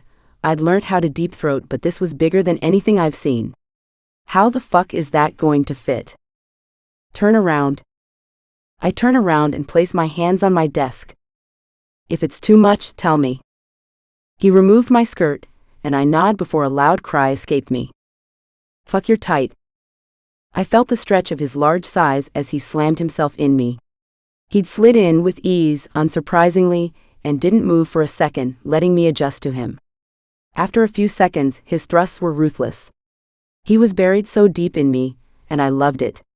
He grabbed onto my hair, pulling me closer to him. You take every inch of my cock so well. Look at yourself, you're a screaming mess. I lock eyes with myself in the mirror. I was breathless. Pleasure was all I felt as he fucked me against my shaking desk. I clenched around his cock from the sight. Every time that he withdrew, only leaving the tip, a slight disappointment coated my thoughts, but when he slammed back in, roughly hitting spots I didn't even know existed, I feel euphoric. His thrusts were rough, fast, and held a steady rhythm. I could tell he had some serious pent-up sexual frustration. Hearing his groans, the shaking of the desk, the slapping of our skin against each other, was more than my imagination could have ever dreamed of. I didn't know how much I really missed being fucked until this. He pinched my clit, causing electric sensations through my body. Talia had been right, the older the better. He'd handled my body like a man who knew a woman's wants. Do you like being wrecked until you can't walk, princess? My words were trailed off as he continued his rough thrusts. The only replies that came out of me were loud moans. The longer he played with my clit and increased his pace, the closer I felt towards my orgasm. Finish your words, he says as he starts fucking me at an agonizingly slow rate. Yes, please, I need this, Lucien. He continues, moving slowly. What do you need, hum? Please let me come. I start moving my hips closer to him, trying to fuck the orgasm into me, but it's not effective. You're not begging for it very well. He replies. Please, I need to come, I need you, place. I don't finish my sentence before he started fucking me faster again. He didn't waste time being gentle, and I knew that my orgasm closer than ever now. You have no idea how good you feel right now. He angles my head to look straight at my mirror. I want you to look at yourself before you come all over on my cock, princess. Just as he finishes his sentence, my orgasm slams into me, causing a scream to tear out of my voice. Fire exploded behind my eyes as the best form of relief washed over me. My legs trembled from the sensations running through my body. It takes a while for the feeling to go down. Lucien continued fucking me, causing me to come again, and as I clenched around him at the sight of us, he let out a groan coming into the condom. He pushes himself into me one last time before pulling out. I turn around to him, taking off the condom and putting it in the bin by the door. He starts getting dressed again, paying no attention to me whatsoever. You're going away just like that? I have some things to deal with. He replies coldly. Okay. And let's not mention this or repeat this again. It was a one-time thing. Of course. As if I'd ever forget, though. Chapter 20. Lucien's POV. I didn't plan on fucking her when I showed up at her house. I brought soup, and I wanted to make sure she didn't have some deadly disease. That was all. But the door was open, and I saw Ray with her. After she told me to take him away, I should have left right then. But I couldn't leave her alone, after her ex tried to practically attack her. It wouldn't be right. When I kicked him out, I called Roman and Carlo to take him to the warehouse. They didn't ask any questions, and agreed. It was a rash decision that only happened because she'd been the only person in 8 years who'd made me want sex again. I had been sexually frustrated, but I dealt with it up until now. Her short skirts drove me crazy, and I couldn't ignore how every time I was around her, my cock swelled so hard I could feel it pressing against my zipper. No woman, not even Irina, had ever made me feel so thoughtless. I had a strong control of my sex drive, but one assistant, one who I want to destroy, was all it took. Even though I said it'd never happen again, I didn't know how true that would be. Her pussy was perfection. Her moans, her pleading, the way she grinded on me all lead to the best orgasm of my life. One that I would, and could never repeat again. I entered the warehouse, and saw Roman smoking a cigarette whilst Ray was tied up, and sat on a chair with a bag over his face. He'd woken up and was freaking out, but Roman ignored him. How long has he been doing that? I asked. Finally, what were you doing? Handling some things. Something's off about you. You seem different. Nothing happened. I reply as I go over to Ray and take off the bag. Confusion plasters his face when he sees me. I suck in a breath. How did she date this man for that long? Why you? What is this place? What am I? Roman, can you pass me the cigarette? He passes it over to me. I think you and I both know that you've been causing a few issues for Sienna. Issues? The only issue is her acting like a fucking slut. A firm punch lands on his face, causing him to fall with his chair on the floor.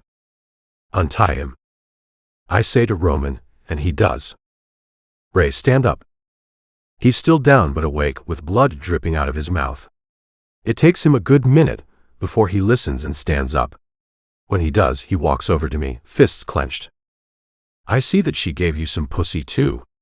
She's nothing but a filthy liar. Shish. I take the cigarette and press it firmly into his forehead for a few seconds, causing it to leave a burn and him to hiss out of pain. The next time you mention Sienna or her body, you'll be 6 foot under the ground. Just wait until she hears about this. She is mine, and you really think a few punches will make me give her and that sexy body of hers up? You really think I was joking about the 6 foot under thing? My hands wrap around his throat as tight as I can manage. His eyes widen in fear. His hands try to pull mine away, to no avail. Do you want to continue talking about her? He doesn't reply. His breaths grow less and less as the time goes on. His attempts to try and break away fail each time, only leaving small scratches on my hand. Why, you know the one thing she hates, right? Violent men. He goes back to trying to catch his breaths, and for a second, I loosen my grip around his neck, desperate to know what he means. Her dad was abusive. That's why she has the scar on her stomach. I was too focused on other things to see if he's lying or not, but it made sense when I came in. She looked scared of me after I punched Ray. And why would I believe you? He pulls out his phone with shaky hands and goes into his images to find a picture of her. Here. He turns his phone to me, and I see her in a bikini, the scar prominent. If you let me go now, I leave her alone. If you let me die here, when, and trust me she will, finds out, she will never forgive you. Chapter 21. Lucien's POV. It was now the next week, on a Monday. I didn't go to work Friday because I didn't want to see her. I wasn't even planning on coming in today, until Roman dragged me out of my house and into work. I have to ask. He says. No, you don't. Did you have sex with Sienna? Shit. No. Why? Ray, it looked like he touched a sensitive spot when he mentioned Sienna. Well, you imagined it. You also strangled him, which you never do unless you really hate them and want it to be a slow death. I don't do that. How many years have we known each other? Also, you only let him go once he mentioned the thing with Sienna. I'm not having sex with Sienna. We both know why she's here, and I don't do relationships. She won't punish you if you do. He says, referring to Irina. I know. And if you ever feel like telling me about what happened with Sienna, I'll be here. There'll be nothing to tell. I reply. Can I at least know why you let him go? The real reason.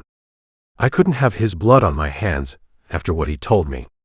It was a dumb choice I regretted, but I knew he was right. Most people who work in the Mafia are close to impossible to track down, which is why killing them is so easy. Killing Ray would be something purely personal, which I never did. Seeing the fear in her eyes when he held her was the only motivation I needed to kill him. His death would be easily connected to me, and it'd cause everything to burn down, which I knew I couldn't afford, but was willing to, until he mentioned Sienna's abusive father. He was also impossible to track down. Her mom was still alive and I had her location, but I don't think she would give up her own son's information. Well, who knows, really? Family is just a term meaning that you're stuck with the person until you're legally able to leave, and familial love was something I never believed in.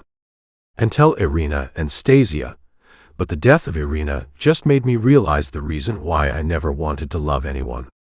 Eventually, no matter what you do, you'll end up losing them. I never intended to kill him. That was a lie, and he could tell, but he doesn't push further. Don't forget Paris business trip on Wednesday, he says before walking out. Roman and Carlo. They both grew up as orphans, and when they became teenagers, my dad had kind of taken them under his wing. They lived around each other, but he didn't adopt them. He just started to introduce them into his life. He acted like a father figure to them, and when they became 18, my dad brought them into the Mafia, and a few months after that, he'd found me. He trained all three of us together, and after he died, he'd given everything he'd built to us. They are the only people I trust, even though I know that trust is a very difficult term to use in the Mafia. They were the only ones that were there when it mattered throughout the 12 years I'd known them. I hear a knock on the door, and I look up to see Sienna. Come in. She opens the door that Roman always leaves half open. I brought you the notes from the meetings you missed yesterday, she says, putting them on the table, avoiding eye contact. How are you? Good. Why wouldn't I be good? Is there something wrong? Did I give O?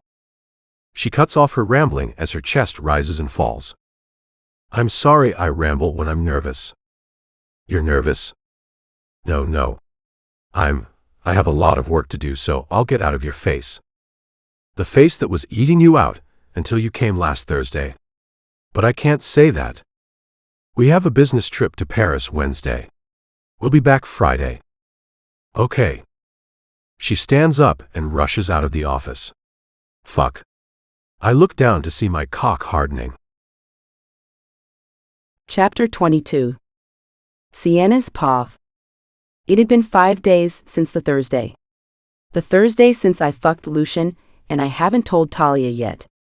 I know I said I wouldn't tell anyone, but this is Talia, not just some random girl, so technically she was allowed to know, which is exactly why I invited her to the office during my break.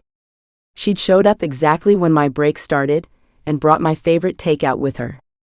Now get to talking. So last Thursday? I was actually going to surprise you, because I called in sick at work. She nods. Well, Ray came over drunk, and long story short, I had a panic attack first time in like 5 years. What? I'm fine, don't worry. My therapist told me on our last session that it can still happen when certain things trigger me. I know how to deal with it. If I see that fucker, I can't let you get another assault charge. I only got one actually, and it was because he was way too touchy. Now back to the story. Lucien comes over and he punches Ray, knocks him out.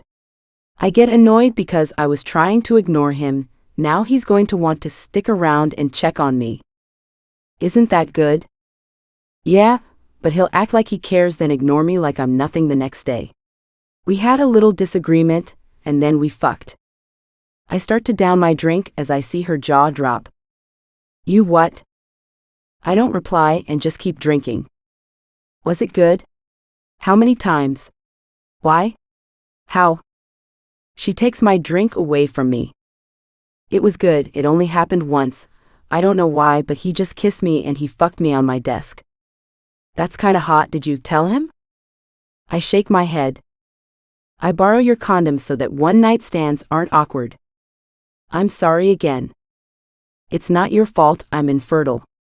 He's in jail now, so he can't ruin my life anymore. I'm just left with a permanent scar on my stomach, infertility and trauma that 5 years of therapy fixed. Some things still linger, but now I think of my past, I don't burst out crying. You are the strongest girl I know, she says, holding onto my hand. I hate when we're sentimental. I joke. He said we can never do it again. We'll see how long it'll take before you try your luck again. He was good, but there's other guys out there.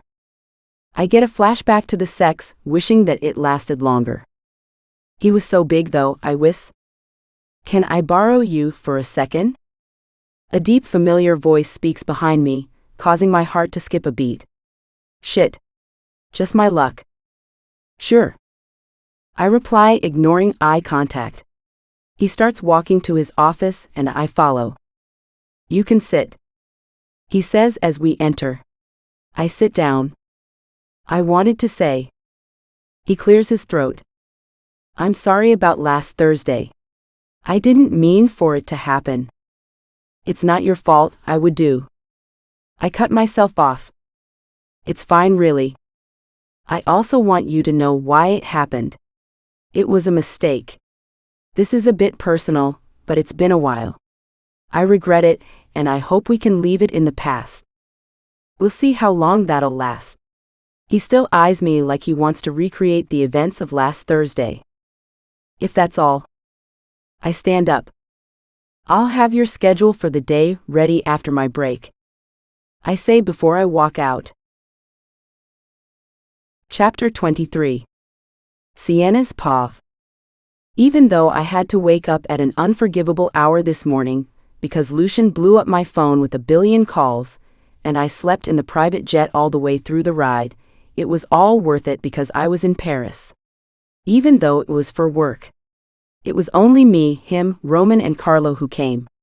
I'd never traveled anywhere in my life, because addict parents only care about getting money for their addictions, and couldn't care less if their kids go to bed hungry or dead. We were now in the hotel, and Lucien handed everyone but me the keycards to the hotels. When Roman and Carlo went into their rooms, it was just me left. There was an issue with the rooms. I tried to negotiate, but they don't budge. Lucien explains. So what does that mean? We're sharing a room, he says coldly, and dread shakes through my spine. He needed to get 4 rooms and somehow couldn't. Give me 5 minutes with TH. I offered them 10 million and they refused. Do you really think talking would work? The room is 403. My jaw drops slightly. 10 million for a room change? He nods as if it's just spare change for him. What? I didn't want you to be uncomfortable. Which you obviously seem to be. You can go try your luck with the receptionist. He starts walking away. Wait, no. I'm not uncomfortable. He stops and turns to me. I just think it'd be a bit awkward if I shared a bed with him after everything. Uncomfortable makes it seem like I don't want to share a bed because of him. But it's been almost a week now. If we share a room, nothing will happen because he's made it abundantly clear of this. I'll go speak to her, but only because I like my own space. He passes me his card. In case she says no to your pleading. Flashbacks much. I ignore the blush that's probably taken over my face and go to the receptionist. 20 minutes of begging this impossible lady, and I've gotten nowhere. We are fully booked. You should be happy. Mr. Diaz bought the best room we have here. It comes with many perks. She replies. I don't care, just one room. I'll pay you, EV. No. That is corrupt, ma'am. Now please, there are people behind you, leave or else. I storm off to the elevator and back to the hotel room. When I reach the room, I try to open the door but forget he has the keycard. I knock and wait for him to open the door. He opens it and my eyes scan his whole body. He's freshly out of the shower and in nothing but a towel. His curls are wet, abs on show and muscles sculpted to perfection. How long are you planning on staring? He says, interrupting my trance. Not long? I say, passing him his card as I enter. I look around and shock would be understatement for how I feel right now. It's a master suite with the largest bed I've ever grazed my eyes upon. I go into all the rooms it has and fall in love with all of them. The balcony outside has a gorgeous seating area too. Perhaps we could put it to use. How much did it cost you to get this room? 400,000. He replies and I laugh in response. You're not serious, right? I am. How rich are you? If I told you, you wouldn't believe me. Sleep arrangements, I'll sleep on the couch. Pretty big bed. Sienna. Do you remember what happened last time I let you get that close to me? Yes, but you regret it. Do you? For a minute, I'm silent. No. I don't. The only thing I regret is thinking about it more than I should be. Well, there's my answer too. He replies, causing my heart to halt in place for a second. What? I need the bathroom. He says as he walks in. You have to Explain what? What do you think will happen if I say, I enjoyed having sex with you? I won't fall in love with you, there is nothing to discuss. A wave of annoyance crashed into me, or maybe it was his harsh reality check bursting my stupid daydreams. I don't care enough to find out, as I storm out of the bathroom and towards the balcony, my new bed. Chapter 24. Sienna's Path. My second day in Paris involved a work meeting, and then after Lucien, Roman and Carlos snuck off to a private event, whatever that means, but this meant I was pretty much off work for the rest of the day, so I came back to the hotel room, watched TV for a bit, and when it turned to 6 p.m., I grabbed the tour guide on the bedside table to see what they have here. Since I'm hungry, I'll visit the Michelin star restaurant. I changed into a dress and entered the elevator, going to the bottom floor. Last night, Lucien spent an hour, not even exaggerating, in the bathroom. When he came back out, I pretended to be asleep on the balcony couch. He brought over a blanket and covered me whilst mouthing something in Spanish. He didn't sleep in the room the whole night, and he only came back to wake me up. When I enter, it's dimly lit and slightly packed with the other guests staying and waiters and waitresses running around. I continue walking around until I hear a voice behind me. Excuse me, you dropped this. I turn around and see a handsome man holding a wallet. That's not mine. I reply with a smile. Guilty. I had to tell you, you look stunning. Thank you, you're not too bad yourself. Are you here on vacation? I wish. Work trip. Work dedicated. Me too, probably why I'm still single. Are you? Yes. Well, if you're not busy, I have a free table. He says. Let's just hope he doesn't drug me. I'm not too busy. Good. I follow him over to his table. A small date that won't go anywhere can't hurt. Over the next hour, me and this stranger, Caleb, have gotten to know each other. He's nice, but he loves to talk about himself. He did buy my dinner though, which is nice. He's a successful businessman, and he wants a new chance at love. I hear my phone ringing, and I look to see that it's Lucien. I decline the call, but he continues to call and I continue to decline again and again. 100 declines later, he stops calling. Seems important. Caleb says. It's fine, they can wait. I reply. Please go on. Go on talking about your fifth mansion. It is truly beautiful, you should say. So this is why you've been declining. Perfect. I roll my eyes before turning my head around to see Lucien. His eyes darkened, shooting daggers right at Caleb. I'm so sorry, but I have to go. I'll see you tomorrow? What? Caleb says, as I stand up desperate to not be humiliated on a date by Lucien. Let's go. He's still for a second, but when I start to walk away, so does he. I enter the elevator, and he follows. What was so important? Who is he? A guy who asked me out. And you agreed? I nod. Now why did you call me so many times? I was worried. I look at him and laugh. You weren't in your room, and I couldn't find you. You're serious? He nods. Oh. You're a good employee. He says as we reach our floor. We walk towards our room, and he opens it. Thank you, I guess. He was a good dating prospect, though. Handsome, rich, charming, assertive. I say as we enter the room. So you're saying you enjoyed the date? I nod. Yes, why? Nothing. He says, ignoring eye contact with me as his jaw clenched. Are you jealous, Mr. Diaz?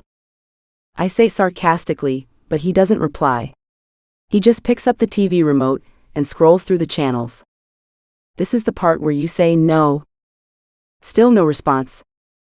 If you didn't walk in, I could have actually ended the night being fucked. His eyes immediately flash over to me, and he walks towards me until the space between us is close to none. I take steps back until I feel my back hit the wall. His hand cups my chin, causing my heart to thud against my chest. There is no way in hell I'd let any other man touch you. Do you understand? He says, his voice laced with jealousy and desire. I nod, memories from last Thursday rushing back. You should go. Why? Because every little reason that makes this wrong makes me want you even more. Tell me to stop, Sienna, please. His lips press against my neck, leaving small kisses. Chapter 25. Sienna's paw. I don't want you to stop. I say as he kissed my neck harshly. I could feel his jealousy radiating from him. Walk away. He says, but I don't want to. I could feel wetness already pooling between my thighs, and I couldn't let him leave now. No. I reply, letting out a moan as his teeth sink into my neck. Has anyone told you that you can be dangerously stubborn at times? Yes. He kisses my neck one last time before stopping to look at me. If this happens. His voice lowered. It can't happen again. We'll see how long it takes until we're back here. I bite back as his hand wraps around my neck and his eyes lock with mine. And it means that dipshit you went on a date with, you can never see him again. Agreed, princess? There was a rough edge to his tone when he spoke, like he was willing to cause bodily harm to Caleb if I did speak to him. Yet, the possessiveness only made me wetter than I already was. Yes. His lips crashed on mine, the kiss was passionate and filled with longing. The agonizing memories of that Thursday had overplayed in my mind so many times, and I'd been secretly hoping for it to happen again, but it felt like an unattainable wish up until today. The way he touched me was unlike anything I'd ever felt with ex-flings and partners. He was the only one who I'd actually felt safe with. I didn't worry about what I looked like. I didn't worry about anything when he held me. He kissed me like I was the cure he needed to survive, and it felt so good knowing I was everything he'd tried to avoid, tried to run from, but failed at doing so. Lucien's paw. I should have walked away from her a long time ago, but fuck, she was harder to run from than the plague. Every little thing about Sienna was addictive, no matter how much I tried to remind myself of why she's here. Trying to ignore her only made me want her more, and after the hotel error, it would only be so long until this. My hands reached under her dress, and my thumb pressed slightly on her clit. Her panties were completely soaked. Strip, I say, breaking the kiss. She pulls down her dress in the most painfully slow way she can manage, and then she removes her panties, leaving her completely bare in front of me. I kissed my way down from her neck to her chest. My lips wrap around her hard nipple, alternating between sucking and licking, whilst my other hand pinched and played with her other one. Her moans were frantic and breathless. I pulled away, desperate to taste the rest of her. I kneel and dip a finger inside her pussy, causing her mouth to let out a soft moan. I pump inside of her, ignoring my throbbing cock. The sight of her pussy drenched and ready for me was pure perfection. I wasted no time before I devoured her, licking and tugging her clit as my finger continued to fuck her. Moans tore through her as she dripped all over my face, her pussy clenching around my fingers. Her taste, everything about this girl only made me want to please her even more. Having her comb on my face, knowing that I got to see her like this, trembling beneath my touch, made my cock ache. I added a second finger, moving in and out in a fast rhythm as I circled my tongue on her clit, consuming all of her. I couldn't get enough. She gripped onto my shoulder for support, as her moans exchanged between pleading and begging, as she bucked her hips closer to me, until a piercing moan left her lips. Her back arched, and her grip on me grew stronger as she rode out her orgasm. I pulled my fingers out of her Sienna's paw. My lips immediately catch his when he stands up, and I walk him to the bed. I break the kiss and sit him down. In seconds, I'm on my knees, undoing his belt and removing his pants. His cock springs up, and my mouth dries before I wrap my mouth around the tip, licking away the laps of precum surrounding it. As a favor for another mind-blowing orgasm, I wanted to taste him. Chapter 26. Sienna's paw. I push myself down his length, little by little, until I felt him fully hit the back of my throat. He lets out a low groan as I move back up. His hand holds my hair in a ponytail as I move back down. I'm slow at first, still not used to his thick cock, but the more I take him, the faster my rhythm gets. Hearing his moans only makes me enjoy it even more. I feel a practical pool forming between my legs as I bob my head up and down. When I reach the tip, my lips tighten around it, causing suction. You take it like such a good girl, princess. Amusement ripples through me. My eyes remain glued to him, pleasure laced all over his face, chest heaving up and down. The sloppiness of it all, my eyes watering from how deep he's buried in me, his small curses only made me work faster. I wanted to impress him, leave a lasting impression that'd make him crave more. I wanted him to come in my mouth, to show that he needed me as much as I needed him. You have no idea how perfect you look right now. He whispers in a breath. My hand massages his balls, and he slightly tugs my hair, causing me to moan on his cock. I'm see you. I take him in completely, taking his cum down my throat. It takes him a second to finish, and when he does, I pull away and swallow. You did so well, he says as his finger smears the mess off of my face. I start unbuttoning his shirt, breathless and ready for him to fill me whole again. When I finished, he stood up and pulled off his shirt, tossing it to the side. I stared up at him, still on my knees. He looked so demanding and authoritative, like he could do anything to me. All fours on the bed. He demanded. I don't waste any time getting in the position. I'm on birth control, I say, assuming that there's no condoms. I don't even get time to breathe before he buries himself in me, causing me to let out a loud scream that echoed through the room. I really hope these walls are soundproof. His thrusts were punishing. He held onto my hips, causing me to feel every last inch of his length. Fuck. He groans out. Do you know how good you feel? Your pussy taking all of me and dripping all over my cock. I closed my eyes, relenting in the pleasure I felt. Do you think that piece of shit could have you like this? This soaked, moaning in his room? He pulls out and slams back in with a harsher force than before, causing another scream to tear through my lungs. I couldn't form a sentence anymore, because of how focused I was on the intensity of him pounding into me. Use your words, princess. His hand lands a firm slap on my ass, causing a sharp sensation to spike me. I clenched tighter around him at the way he handled me. No. No, what, Sienna? I felt his fingers start to circle around my clit as he slowed his pace. No, he couldn't have me like this. I bite out. And do you want to know why? Because your pussy belongs to me. Please, His thrusts go back to a faster rhythm, practically knocking the breath out of my lungs. You what? You need to be filled with my cum? Yes. I need you, place. My orgasm breaks into me, shattering me under his touch. A scream leaves my lips, and everything for a second fades away as the ecstasy pours over me. I squeeze around him at the thought of him coming inside me, marking me as his. It takes me a good few minutes for the orgasm to die down. I hear his phone ring, and for some reason he picks it up. He continues thrusting in me, fingers circling my clit, and I grab a pillow to muffle my moans. The wet, filthy sounds of him pounding into me fill the room as he speaks like nothing is wrong. Tell Carlos to deal with it. I'm busy, he says. Look, I'll call you in a few minutes, okay? With that, he ends the call and explodes in me, pushing himself as deep as he can go. As I feel his warm cum enter me, I close my eyes, imagining the sight before another orgasm flows through me, causing small trembles all over my body.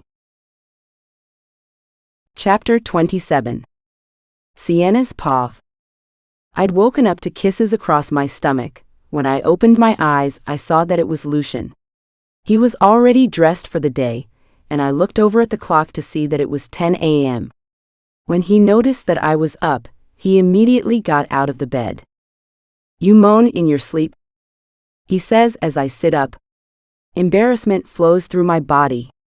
Why did I choose to have a wet dream the day he sleeps next to me? It's okay. We're not doing anything tonight, so we could go explore Paris a bit today. If you want. He'd seen my scar yesterday, but I didn't feel self-conscious about it like I thought I would be. I'd always dreaded talking about, and if I didn't care about the guy, I just lied. I think this is the first time I don't feel weird about it. After last night, we had a few more rounds and took a bath together, before falling asleep in the same bed surprisingly. I guess he was feeling kind after messing up my ability to walk, but regardless, it was nice. He'd cuddled me to sleep, and thankfully he didn't snore. Sure. Just give me 2 hours? 4. To get ready, of course.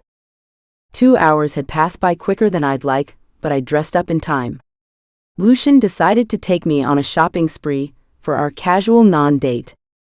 "You know that I don't need anything, right?" I say as I open the dressing room curtain to show him a dress I picked out. "It's a perk of the job." "If you say so, but just so you know, it's looking pricey," I say, showing him the $700 price tag. "Don't worry about the price." Butterflies flew all over my stomach. A man who acts. "Thank you. For everything." I smile. I close the curtains and try to unzip the dress to no avail. I pop my head around the curtain. "Could you help me with the zip?" He stands up and enters the room, unzipping it for me. "I'll buy it for you," he says. "So you think I look beautiful?" "It's a beautiful dress." I look down and spot the visible bulge in his pants, one that looks so hard I feel like it hurts. My pussy clenched at the thought of seeing it again. "I didn't know you were attracted to inanimate objects." "What?" I point to his cock. "Well, it's not exactly like you can solve it." "I could. But in your words, never again." "It'll go away." "Looks painful." I pull the straps of the dress off in front of him and wear my normal outfit. "What?" "I asked you to unzip me for a reason." I ask, noticing his surprised expression in the mirror. "You know that you're not helping the situation, right?" "You did say not to help." I shrug and take the dress with me before turning to leave, but he grabs my hand, causing me to halt. "Sienna." The desperation from his voice is so clear that I can tell what he wants. "Manners?" I smile. For a minute he's quiet, and then he replies. "Please." I turned to face him, got down on my knees and unzipped his pants. It was thicker than I'd remembered, with pre-cum wrapped around the tip. "Fuck my face." "Manners?" "Please." I don't finish my words before he grabs a sharp hold on my hair and shoves his length into my mouth, causing me to slightly choke around it. Shit, I don't even know how I even managed this yesterday. He stays still for a second, and then starts to move his cock up and down my throat in a steady, fast rhythm. It feels like he only gets deeper with each thrust. Someone had clearly been waiting for this. It doesn't take long for my eyes to start watering at the intensity, causing my mascara to run down my face. "That's it, princess, take every last inch of my cock." He whispers, my pussy pulses at his words. I look up at him, jaw clenched, head tipped back, his moans deadly silent and panting as he disrespects my mouth. I feel myself dripping through my panties and drool seeping from my mouth. I reached down and started playing with my clit through my panties as I lock eyes with him. "Oh fuck." He groans before coming in my mouth. He pulls out and I swallow. I never swallow. I say, getting up. I fix my face and walk away like nothing happened. Chapter 28. Sienna's Path. Today was our last day in Paris, and so Lucien planned a date for us. He told me to wear the dress he'd bought for me yesterday, and to meet him downstairs in the hotel at 8 p.m. He'd been gone all day doing who knows what, but at least he'd chosen to spend the night with me. When it had turned to 8, I walked down to meet him. At the bottom of the stairs, in a perfectly fitted black tuxedo, waiting for me was Lucien Diaz. "You clean up well," he says, taking my hand and walking me to the private dinner. "So I was ugly before?" "I think you and I both know that's far from the truth, princess," he replies, causing butterflies to evade my stomach. When we enter the room, it's dimly lit and decorated beautifully with marble flooring. Gosh, I'd never thought in a million years that I'd see anything like this. I take in a harsh breath. He pulls out a chair for me, and I sit down. On the table, there's a bottle of champagne and 2 wine glasses. He pours it for both of us. "After all this time, I still feel like I know nothing about you." I know more about what he tastes like than his favorite food. Ask away. Firstly, basics. Favorite color? Black. Of course. Favorite hobby?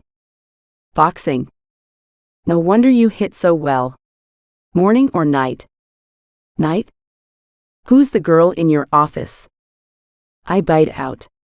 His eyes immediately shoot to me, and for a second I feel like I've hit a nerve I was never meant to.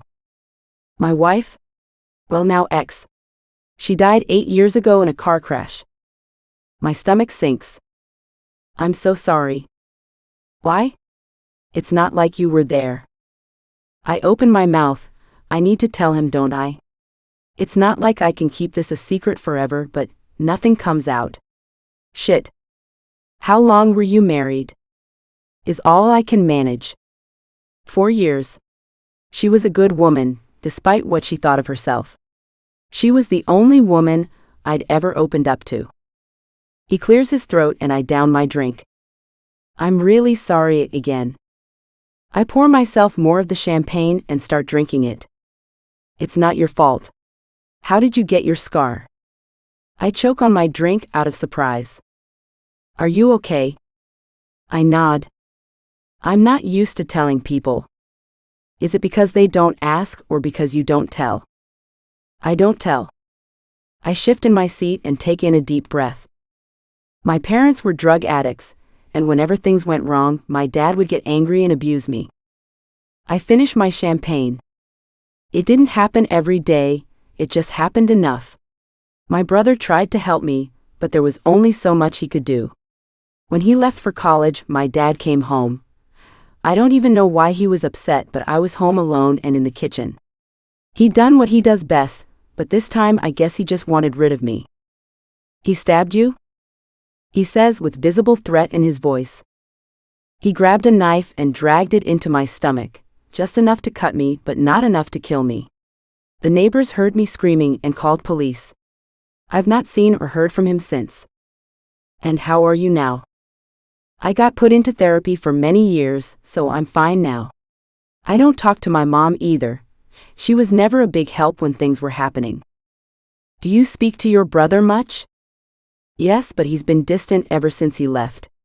We actually live together, but it's basically my apartment because he's never home. Why? Workaholic. He won't even tell me what he does for work, but it involves him going on trips he never invites me to. I'm sorry about everything that's happened to you. You didn't deserve any of it. He says, comforting me. I know. Sometimes the memories linger, but I'm better. I am. Are you? I nod. I don't think I'll ever be perfectly okay, but I'm fine. I'd grown up poor because all the money they made went towards drugs, so I never thought this would be my life now. What's your dream?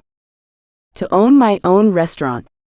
I made a bucket list when I was 18 of things to do before 24. That is number 1. Do you still have it? Yes, I just never thought I'd live to do it. Why? I want to help you finish it. Chapter 29. Sienna's Pav. Last night ended well, even though we talked about something I never expected to open up to with him. It was good though to talk about it, something that was such a big part of me for so long.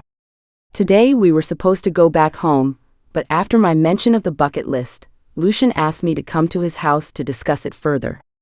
He told Roman and Carlos that it's to discuss some administrative tasks, but they can read him like a book, so I don't think they exactly believed him. The car ride was short, and in only a few minutes we'd arrived at his luxurious house. When we entered, everything was perfectly clean as the last time I'd come over. "We can talk in my room," he says. "Isn't that a bit private and sensual?" "What exactly do you think will happen?" he asks and starts walking up the stairs and I follow. "Nothing. Just a previous event caused me to think certain things." He turns and opens a door to his room for me, and I enter staring around. It fits him so perfectly. Black king-size bed and opposite to it is a large TV. The curtains are slightly open showing a view of some trees outside. "Let me guess, you have a walk-in closet too?" "Yes. Please do not explore the rest of the house," he says. "You have a lot of secrets." "So do you." Shit, I swallow hard. I have the list saved on my phone. It's only 10 things, one for each month before my birthday. Some are unrealistic though. I say, diverting the conversation. "The quicker I'm out of here, the better." "You were born in November?" I nod. "The most unrealistic is owning my own restaurant, so that can be my birthday present." I look and read the other things. I want to travel to 5 countries, get a tattoo, go ice skating because I used to until my dad banned it for me, go skinny dipping, kiss in the rain, see a shooting star, watch the sunset, bake a 3-layer chocolate cake, and have someone control my vibrator in public. Oh wow. You don't have to help me with some of these. It's fine, I will. I smiled slightly. Isn't that technically against your rules? Well, the kiss in the rain, skinny dipping, and controlling your vibrator in public isn't going to lead to me fucking you. We'll see when we get there. Once you find where you'd like to buy the restaurant, let me know. My heartbeat starts to rise as his words repeat in my mind. Why, you'd buy it for me? I was joking about me needing it as a gift. I know. I want to. Why? Because you deserve it. Simple. Can we watch the sunset tonight? I say, sitting down on his bed. Sure. Thank you. You'll never understand how lucky I feel to have called for this job that day. You looked like a promising assistant, and you looked miserable there. My eyes lock with his. I don't think anyone's ever noticed my actual emotions at that job. I was just a body to please random men. It paid okay though. I hope you know that you are much more than that. You are one of the most charismatic people I've ever met, no matter how smart your mouth is. Your presence is contagious. You bring a certain light to the room that could never be replicated. You could never be replicated. Oh yeah? Yeah. He nods and I feel my heart thudding loudly against my chest. That is just about the sweetest thing anyone has ever said to me, but they're just words, right? Words that he shouldn't say because of who we are, but lately, we've been doing a lot of things assistants and bosses shouldn't be doing. I take in a deep breath. For my sanity, I need to leave this room. Can I use your shower? Yes. He points to the door on the left side of his room. Of course you have a built-in bathroom. Chapter 30. Sienna's Pav. When I finish with my shower and enter the room, Lucien is gone, and I dig through my suitcase and find an outfit before going to find him. I hear the sound of the TV and follow it until I see him downstairs watching my favorite movie. You're watching it and didn't even consider waiting for me. I say, going to sit next to him. I wanted to know why you thought a story about kidnapping is so romantic. The sun is setting at 5:30, so I set an alarm to remind us before it happens. It's the Beauty and the Beast, it's a classic. If you insist so. I do. Can I lay on your lap? Yeah.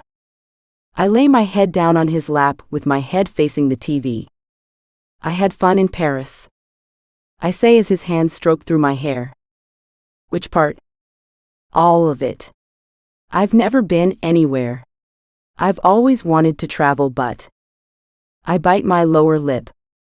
Money was low, so that was a far-reaching dream. I was good at ice skating when I was younger. The coach knew I had talent, so she gave me a discounted price on the lessons. Why did your dad ban it? He thought the money was going to waste. He wasn't always a bad person. When I'd started to ice skate, he saw how good I was, and he promised me that he would change his ways. I pause. That he'd save up one day and take me to see an ice skating show. That day never came, and he took away the one thing in my life that gave me joy. Until I met Talia. The girl who was at the office with you? I nod. She's been my best friend for a long while. She's truly been the only thing that's kept me going. Without her, I'd never even have this job. For your birthday, along with the restaurant, I have another surprise. I think the restaurant is already enough, Lucien. I want you to have everything that you never had. You didn't deserve to get your youth taken from you. Okay. The restaurant I want is $1 million. That's fine. My eyes widen in surprise. You're worth the investment. His alarm goes off. The sun is setting soon. I stand up from his lap, and he stands up, leading me towards the back door. When we enter the garden, it has floor tiles which lead to a little seating area facing the sky. It has 4 pillars surrounding it, and dim fairy lights wrap the top. Did you do this? He nods as we walk over to the seating area. He sits down and I sit beside him, laying my head down as we stare into the sky. Do you believe in love? No. Can I ask why? I did once. I saw what it did to my mom, and it made me never want that for myself. My dad was with her, but when she got pregnant, he left and had a whole other life. He only came back when I was 18, and that was only to tell me that he was dying soon. He pauses. He'd said he loved my mom, but if you love someone, why did you abandon her when she needed you the most? How is your mom now? She died 2 years before my 18th. She tried, but she couldn't give herself completely to being a mother because of the resentment for him. I'm so sorry. It's fine. And the one time I did believe in love was when I was married to Irina. Her death made me realize that love isn't eternal, and I can't put myself through that again. Tears start to well in my eyes hearing him talk about his life. He'd lost everyone who was important to him, all only a few years apart from each other. He'd never get to see his wife again because I'd asked my brother to pick me up. His finger wipes a tear that I didn't realize fell off my face. It's okay, Sienna. I'm sorry. I say in a shaky breath as more tears start to fall. Don't apologize and please don't cry. He says in a warm tone as he hands me a tissue. I start to wipe my tears. I'm terrible at comforting, but the sun's setting now and if you cry you'll miss it. I laugh slightly at his attempt to comfort me and stare up at the beautiful sunset. Thank you for listening. Anytime, princess. Chapter 31. Sienna's paw. She's been around longer than necessary. Roman says as he sits on my living room couch. He'd invited himself over the day after I watched the sunset with Sienna, and now, I guess he wants to question me about everything that's happening. I down my drink, knowing that he's right. I've gotten more comfortable than I'd care to admit, but her company wasn't exactly the worst. Having not had that for so long, I guess made me realize how much I missed having someone to come home to. I'd healed from the death of Irina, but I couldn't sit there knowing that the man who killed her was in such close proximity. Every second around Sienna causes whatever spiteful feeling in my heart to start cracking, little by little. When she's not around, she's all that I think about, and the essence of beauty she exudes. Seeing her with that idiot shouldn't have made me feel the way I did. The night in Paris should have never happened, but it did. And I have no idea what to do about it. She doesn't open up easily. I reply, making an excuse for her. She does open up. I've just been more focused on other things instead of inquiring about her brother. Do you want me to talk to her, because I can get us the answers we need by today? How exactly do you plan on that? A little bit of kidnapping never hurt anyone. Roman, you are not kidnapping her. You never had an issue with kidnapping before. He murmurs. I don't want to traumatize her. We'll get the answers the long way. Oh wow. What does oh wow mean? You hate the long way. Plus you've been waiting for 8 years for us to find who Victor got to kill Irina. This is the closet you've been, and now you want to take things slow? I have a plan. By her birthday, I'll deal with her brother. When is her birthday? November. I've known you so many years, and you don't think that I'd notice by now? You've either fucked her, or she made you grow a heart again. My hands clutch tightly around the vodka bottle as I pour it into my cup. Both are wrong. You see, Carlo might fall for that, but you're talking to the smarter brother right now. I won't be upset if you say it. I down the whole glass, hoping that all of this is a dream. Roman was the only one who pried until he knew what he wanted, and also the only one who could read me like a book no matter what lie I told, so if I don't tell him now, this will go on for hours. We kissed. He laughs. I know you fucked in Paris. I could hear the sex heartbeat when I called you. Also, her moans were not that silent. What does that even mean? Don't worry about it. What did you do? We had sex. More than once, right? No. You've forgotten how good I am at this. 2.5. 2.5? So you did it again and again? It's just been a while, but it doesn't matter. Don't do that. You know damn well it means something. It's not like it's that simple. It happened twice, and it'll never happen again. By this November she'll be out of my life. Will she? Because it looks to me like you've already bought her a one-way ticket. Let me rephrase it in Italian so you'll understand. Non esiste un io e una lei. Cio che il successo è stato un errore. There is no her and me. What happened was a mistake. Se sarà ancora così lo vedremo a novembre. We'll see if that's still the case in November. Chapter 32. Sienna's Path. Another boring work event had landed me in a random storage closet in an attempt to run from all the noise of everyone. I'm usually okay with public events, but today Lucien gave me no time to breathe. In the morning, we had a 3-hour meeting where he had me document and write up everything. Then he gave me a list of people he needed me to call, followed by another list of people to email. After I finished that, he ordered another meeting, and fast forward to now, we're at a work event celebrating our partnership with new investors. I was given a 10-minute break to get ready for said event, and 1 hour in, after constant socializing, I snuck into this room. Lucien's eyes have been glued to me all day, desire strong behind them. I have no idea what to even think about him. He's impossible to read, yet the feeling I get around him makes me want to keep him with me forever. I pull out my phone, and as I'm about to hit the call button for Talia, I hear a rattling of the door. I roll my eyes, annoyed that my peace was so short-lived. The door opens and I'm met with Lucien. I was looking for the bathroom. I lie through my teeth.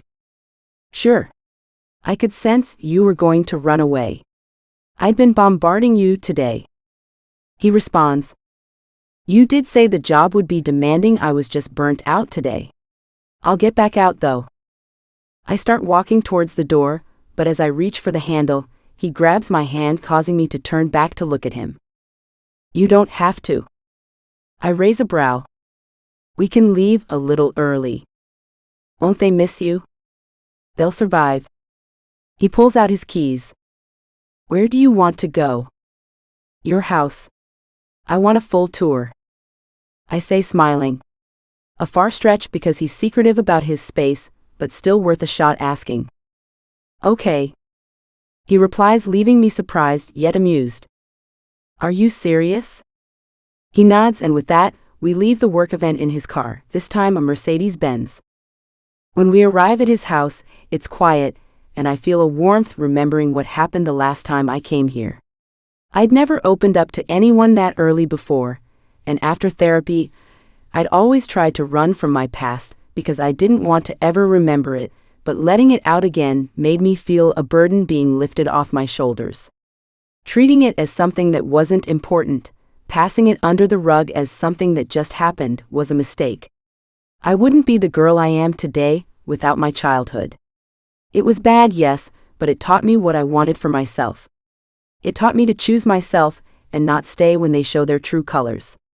However, every time I'm with Lucien, I feel like that lesson is starting to slip away. He says one thing, but actions speak much louder than words. I'll show you a room you haven't seen yet, he says as he walks into a room opposite his living room, with me following. He turns the switch on, causing a pink light to cover the room. In the center is a jacuzzi. Of course he has one. I go over to the edge of it to run my hands in the water. I'm going to be visiting here a lot more often to use this, I say as I look at him. Good, I've never used it. My mouth drops slightly. Never. That is criminal. Everyone should use a jacuzzi if they have one. A small smirk appears across my lips as a potentially dangerous idea pops in my head. Maybe that house tour can wait? I say as I stand from the edge. And why is that? We can use it now. I don't think that's a good idea, Sienna. I'll be on my best behavior. Well, I'll try to be. Say yes. I've had a really stressful day today, thanks to you, so consider this a mediating gift between us. 5 minutes and then we're leaving. I nod, thankful for the stress relief. It does mean though. I let out a cough. Underwear only. Meaning I'll be gifted with the sight of my half-naked boss. Chapter 33. Sienna's paw. I was in a jacuzzi with my half-naked boss. Those words shouldn't be put in the same sentence, but a lot of rules have been crossed recently, with this being the least scandalous. He grabs a remote on the edge and points it to a small boombox in the room, causing a song to start playing. We're at opposite ends of the jacuzzi, his idea to stop us digging a further messy hole. Won't it be a bit loud? I ask, guessing that his maid is home. All the rooms here are soundproof, he says, causing heat to pool between my legs. So if I scream, no one can hear?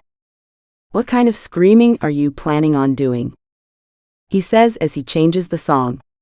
One of the most sensual songs I've ever heard starts playing through the speakers, causing me to laugh. How ironic.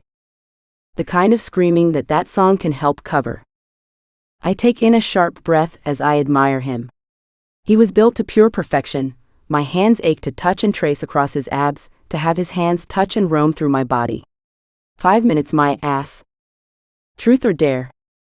Truth? Have you been with anyone since your wife passed? No. I haven't had sex for 8 years nor entertained another woman. 8 years? He nods. Thinking back to it, it makes sense why he fucked like a man deprived. It never felt right. My eyes widen slightly at his words. You know what that means, right? It felt right with me? You weren't entirely insufferable. I throw some of the water at him. Truth or dare? Truth? Why haven't you walked away from us yet? Us? I didn't know there was an us. I tease. As in? I know. I haven't walked away because you haven't. I don't know exactly what this is, but it's what I need. It's not serious, it's just pleasurable. For a second, I swear I see a flicker of pain in his eyes, but it disappears quickly before I can comment. Pleasurable.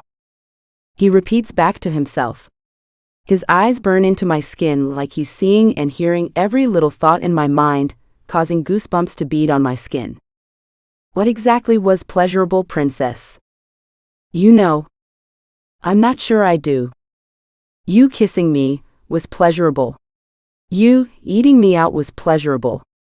Us having sex was pleasurable. The urge to repeat those events is so tempting right now, but 5 minutes, right? Truth or dare? I ask. Truth? Can you come closer? That seems a bit like a dare. It was a question, wasn't it? He nods and moves closer to me. His hands wrap around my waist, pulling me in and closing the space between us. This isn't a part of the question. I say through a giggle. Restraint died a long time ago with you, princess. He says. MMH, 5 minutes and then we're moving on, right? I smile. Whatever plans you're drawing up is going to take much longer than that. Fuck the 5 minutes. I won. His lips encapsulate mine, stealing all of my words, but I'm not mad. My hands wrap around his neck and I close my eyes, letting myself enjoy the feeling of his soft lips against mine.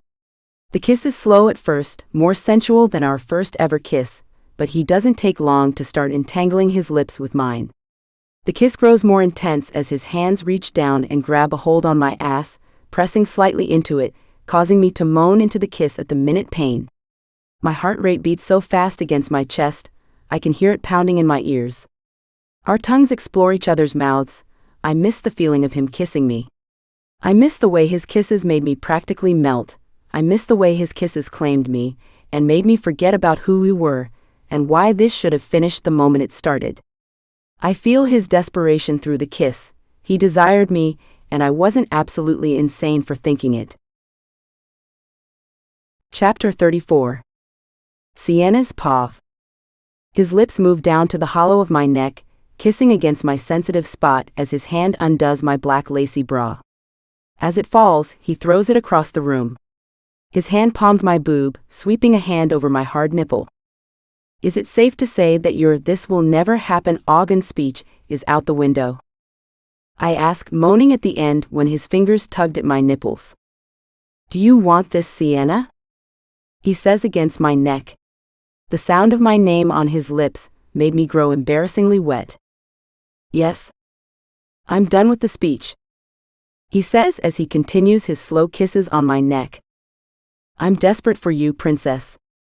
My mouth gapes slightly as he takes my nipple in his mouth, sucking and licking until I was a frantic, panting mess. Actions speak louder than words. I reply as he pulls my nipple lightly in between his lip, inducing a loud moan. I can prove it to you in a lot of different ways. What do you want, princess? I want you to fuck me. I said in a low voice. Louder, princess.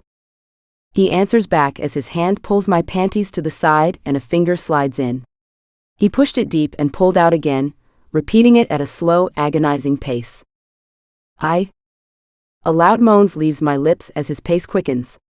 The sensation of him sucking my nipples and pumping inside of me was fucking euphoric. Yes? His thumb rubs and circles against my swollen clit as his finger pumps in me. I want you to fuck me. I say in a firm tone. He was just fingering me, and just like that I was melting into him. He pushed a second finger in. Desire was coded in his movements and I needed more.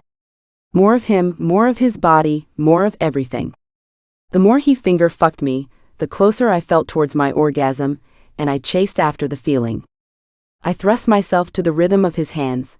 My breath was rigid and all sense of dignity and self-respect was long gone. The only thing I cared about was getting my orgasm, but then he pulls his fingers out and stops everything he's doing, making me groan at the loss of touch. You wanted me to fuck you, right? I nod and he takes off his boxers, throwing it to the corner of the room. When you come, I want it to be on my cock. He states and aligns the tip of his cock with my pussy.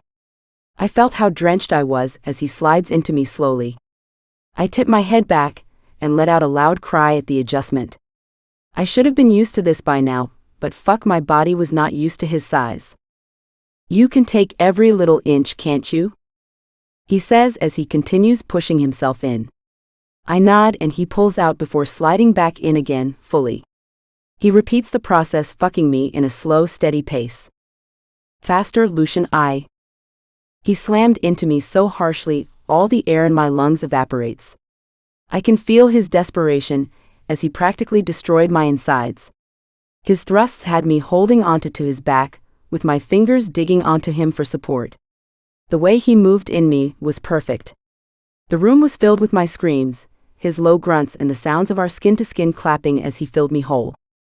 He handled my body like a man knew the ins and outs of pleasuring a woman, and he made me realize how much good sex I'd missed out on. Every second that he pulled out had me moving back onto him, chasing after my earlier robbed orgasm.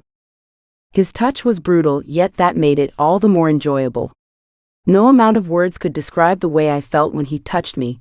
Nothing else mattered, it was just us. He started to leave soft kisses across my neck, and a cry broke from me as his fingers circled my clit again. It wasn't long before I saw my release in the distance. It was all too much, yet not enough. Do you feel how desperate I am now, princess? Yes, oh fuck. I felt heat all across my body, and in seconds I became an undone, screaming, shattering mess. My legs shook under the water, as he continued thrusting in me. Another orgasm followed just as intense as the first before he came, shooting ropes of sticky cum in me. Chapter 35. Sienna's paw. It was now the next day, after being fucked in the jacuzzi. After we got out, we took a shower together, which managed to not end up in sex, just lots of long, passionate kissing. He'd handed me one of his large t-shirts, and I did plan on going back to my house after, but I'd fell asleep in his bed. When I woke up, he was still asleep, and I snuck off into the guest room I was in last time. When I entered the bathroom, there was a new toothbrush and toothpaste, perfect. After brushing my teeth, I splashed my face with water to wake me up and realized that this was the third time that my boss was inside me, well, fourth counting me giving him head. This time, though, I felt more unsettled than ever. It didn't feel like just sex. Of course you just had to get emotionally attached to the one man you can't have. I take in a deep breath before walking out of the bedroom. I close the door silently behind me, and when I turn around and look down, I halt immediately in my tracks. My mouth gapes, and my heart trips over a beat, as a direct replica of Lucien's deceased wife stares up at me. Shit. Who are you? She asks, staring at me with curious eyes. Is this real? And no one. I say as my chest heaves up and down. That's my daddy's shirt. She says, pointing at it with a confused look. Stasia? Lucien's voice says, knocking me out of my trance. Stasia hugs onto him, the daughter. Damn. Puoi salir, per favor? Saro date tra un minuto. Can you go up, please? I'll be with you in a minute. She lets go of him and looks back at me smiling before walking away. You have a daughter. I say, stating the obvious. I wasn't planning on you two meeting. How old is she? 8. She was born a few days before my wife died. Oh wow. She's beautiful. Yes, a spitting image of her mother. One she doesn't even remember. A voice behind him clears their throat, and my eyes follow the sound to see his maid. Etu ne I vina. It's not her fault. She says to him. Now, ona by davno umrla esli by etu bilo talk. I know, she would have died a long time ago if it was. We should talk in my room. I nod, agreeing with him, and follow him into his room. I don't want you finding out about Stasia to be a big thing. I don't expect you to take care of her or anything. No, I'd be fine with it. I've always wanted kids, but life had other plans. I suck in a breath. Adoption or surrogacy, Talia self-volunteered herself for that, was always an option. Were you looking for someone to settle down with? I shake my head. Do you remember how I got the scar? He nods. Well, the doctor told me after my recovery that. Just breathe. I could never have my own kids. Bonus is though, I don't have to buy condoms anymore. I'm so sorry. It's not your fault. I've gone through years' worth of therapy after everything, so I'm better than I was back then. I smile at him. There's a lot of different options these days, so I can still have kids. And are you okay with that? My own bump would have been nice, but the symptoms of pregnancy suck, so yes. I may have lost a dream of mine, but I'm still alive. Our eyes meet. How was it when your wife was pregnant? She'd complained a lot about it. She'd craved ice and pickles her whole pregnancy and even after. She'd never thought about having her own kids, but she'd changed her mind because of baby fever. Your marriage seemed strong. It had its moments. I shut myself off after her, but a part of me is starting to realize that that's not exactly fair on others. That's about me. Who is it not fair on? I ask, but as I finish my sentence, his phone rings. He declines it, and it rings again. You should call back. It's fine, honestly. I'm sorry. He says as he picks it up, and I bring myself back to reality. The reality of us, on how I'm still hiding a massive secret that's eating me up each second he's near. To be continued. Next book, Sins I Confess. AVALILABLE now. Sienna. I told myself I'd quit. That sleeping with my boss was a mistake. But every time Lucien Diaz looks at me, my body betrays my mind. His voice, his hands, his control, it's all consuming. He's the devil dressed in Dior, and I'm addicted to the burn. Somewhere between the lies and the late nights, I fell for the man I should have feared. And when I finally tell him the truth about who I am, I don't know if he'll forgive me, or finish what he started. Lucien. I swore I'd never love again. But Sienna Vale makes it impossible to remember why. She's the light in my hell, the peace I don't deserve, and the only woman reckless enough to make me believe in redemption. But I built my world on blood, and love doesn't survive in a place like this. She was never meant to be my salvation. She was supposed to be my revenge. And now she's the only thing I can't let go of, even if it destroys us both. This is Book 2, in the Sin and Redemption Do. Reading order. Book 1, Sins I Crave.